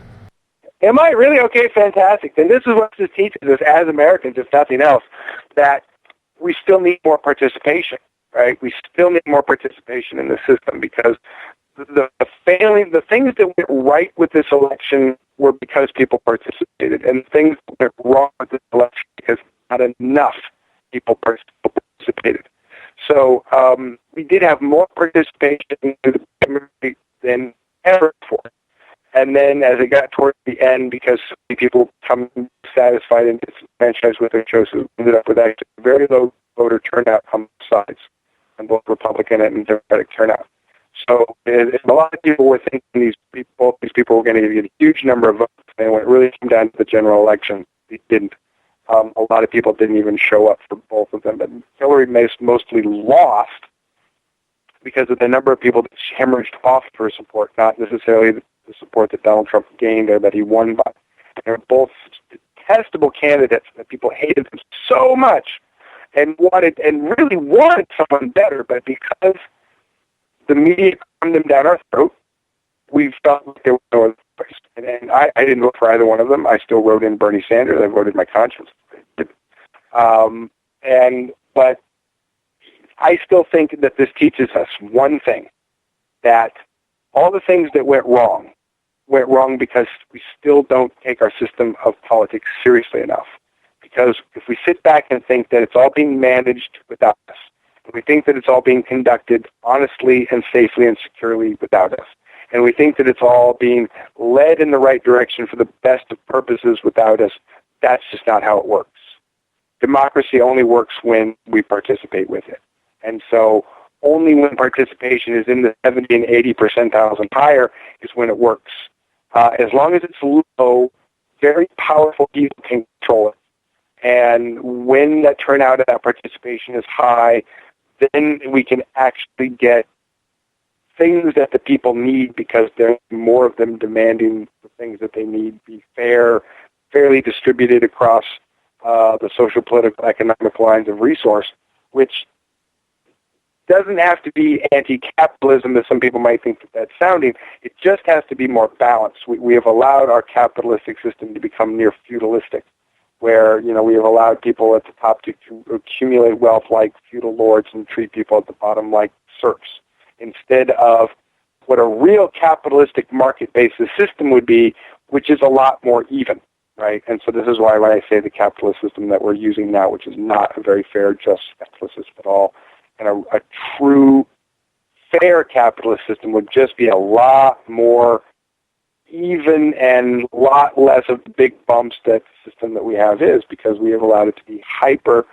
competitive and allow the people at the top with the most wealth to dictate what's happening instead of the participation of the masses that would encourage and dictate things going a different way.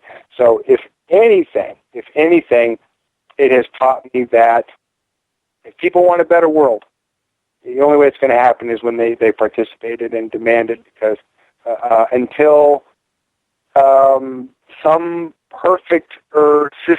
more perfect system is invented, it's the only one we've got. There just isn't one. And so what's going to happen if we don't participate in our system is it will be overtaken by one of the inferior systems, like fascism, or totalitarian communism, like China sort of dealt with, or some other failed system, some other barbaric failed system. So we can either use the democratic republic systems that function, even though they function imperfectly, or we can go with one of the worst systems, right? And those are the choices. So people need to participate so we can have functional democratic republics, or they can continue to not participate and end up with disasters. And so that's where we're at. And I'll just say one last word on that, on politics. If anything else, I still think the lesson that we may learn from a President Trump are many, many things that maybe we don't need to learn as a people. So we were very concerned that an emboldened white supremacist movement would, start to surface, and it is. And maybe, just maybe, that's what needs to happen, because Americans need to see just how dangerous that movement is. Because I see many of my fellow Americans not recognizing the danger of the white supremacist movement. And I think maybe we needed to see that a little bit more on the spotlight to recognize how dangerous it is. And so maybe that'll end up being a good thing, that it is being spotlighted more. But, certainly an uprising of that kind is not a good thing. But, if it brings an attention that we then can approach and deal with it in a rational way like the Democratic Republic will, I guess that'll be a good thing. But it's certainly not a good thing to see sort of the insane neoconservative of white supremacist leaning that is people surrounding him are wanting to take this now. So anyway, I could go on about the analysis forever. I've been watching this thing with a microscope for 18 months now, and it's been driving me insane. Randy, we only got a couple minutes left with you. That was a very quick 3 hours, my friend. Very quick 3 hours. I can talk for days. Well, so can I. I mean, that's the beauty of pure yapping. We're like poodles, man. When we start barking with that crosswind, that's a good 3 hours worth of barking right there. You know what I'm saying? The one of the things I want to ask you before we have to cut on out of here is, do you regret what you've done? Do you regret giving up your life for this cause? No, not for a second. There's just too many things that I would look at my life that I would never regret, that I would never want to go back on. And I feel like life is the buffet that you don't just get to decide that you want to eat the dessert. You have to eat everything. And so that includes all the dishes that you don't like to. You just have to take the whole thing. And so I can always look back and say, that was sucky, and that wasn't so fun. But way too many amazing experiences that make up my life that I would never trade for anything to make me not regret it. Plenty of instances and individual things that I may regret having occurred, but not the whole thing ever. That's good to know, Randy. And as we start to close this out, how can people find out more information about you and what you're up to next in speaking engagements? They can go to my website, which is earthcitizenconsulting.org. There's a link to my YouTube channel, which says interviews that I've done and so forth. I tend to try and keep some updated information on my website, but there's not a lot of information to update at the moment just because of some other case situation that I'm dealing with at the moment that's very, very important work that hopefully I'll get to report on next year sometime, which is just taking more time than speaking engagements or anything else. But we're hoping to get the psionics course out next year and so forth. And so there's stuff happening. People can keep track there. Awesome, my friend. Thank you so much for being on Spaced Out Radio tonight. Good to have you with us again, and we will do it again, Randy. Hey, we didn't get hacked. We made it. Woohoo! How about that? I know. Thanks for having me, Dave. It was a pleasure. No problem. Randy, hold on one second. I got to wrap this thing up. If you're listening on the Spaced Out Radio side, you hear Mr. Ron Bumblefoot Thal, formerly of Guns N' Roses. He rocks us in and out of every single show. He is the official sound of the mighty SOR. Tomorrow night, it's the final Friday of the month, SOR Roundtable time. Come join me and my friends. We're going to debate the paranormal through and through in the month that was. Hey, only 30 shopping days till Christmas. What are you getting me? I need to know. If you want to hear this show or others, go to our YouTube channel where our archives are stored, Spaced Out Radio Show. Tune us in on TuneIn, and you can download this show and others if you have an iTunes account. Good to have you along for the ride. We will talk to you in exactly 21 hours from now. Be real, be safe. And you know what I always say. Do us a favor. If you want to see us grow big, expand, tell a friend. We're all going to do it together. Have a good one, people. Let's rock it on out. Have a good one. Don't make a mistake. We're watching.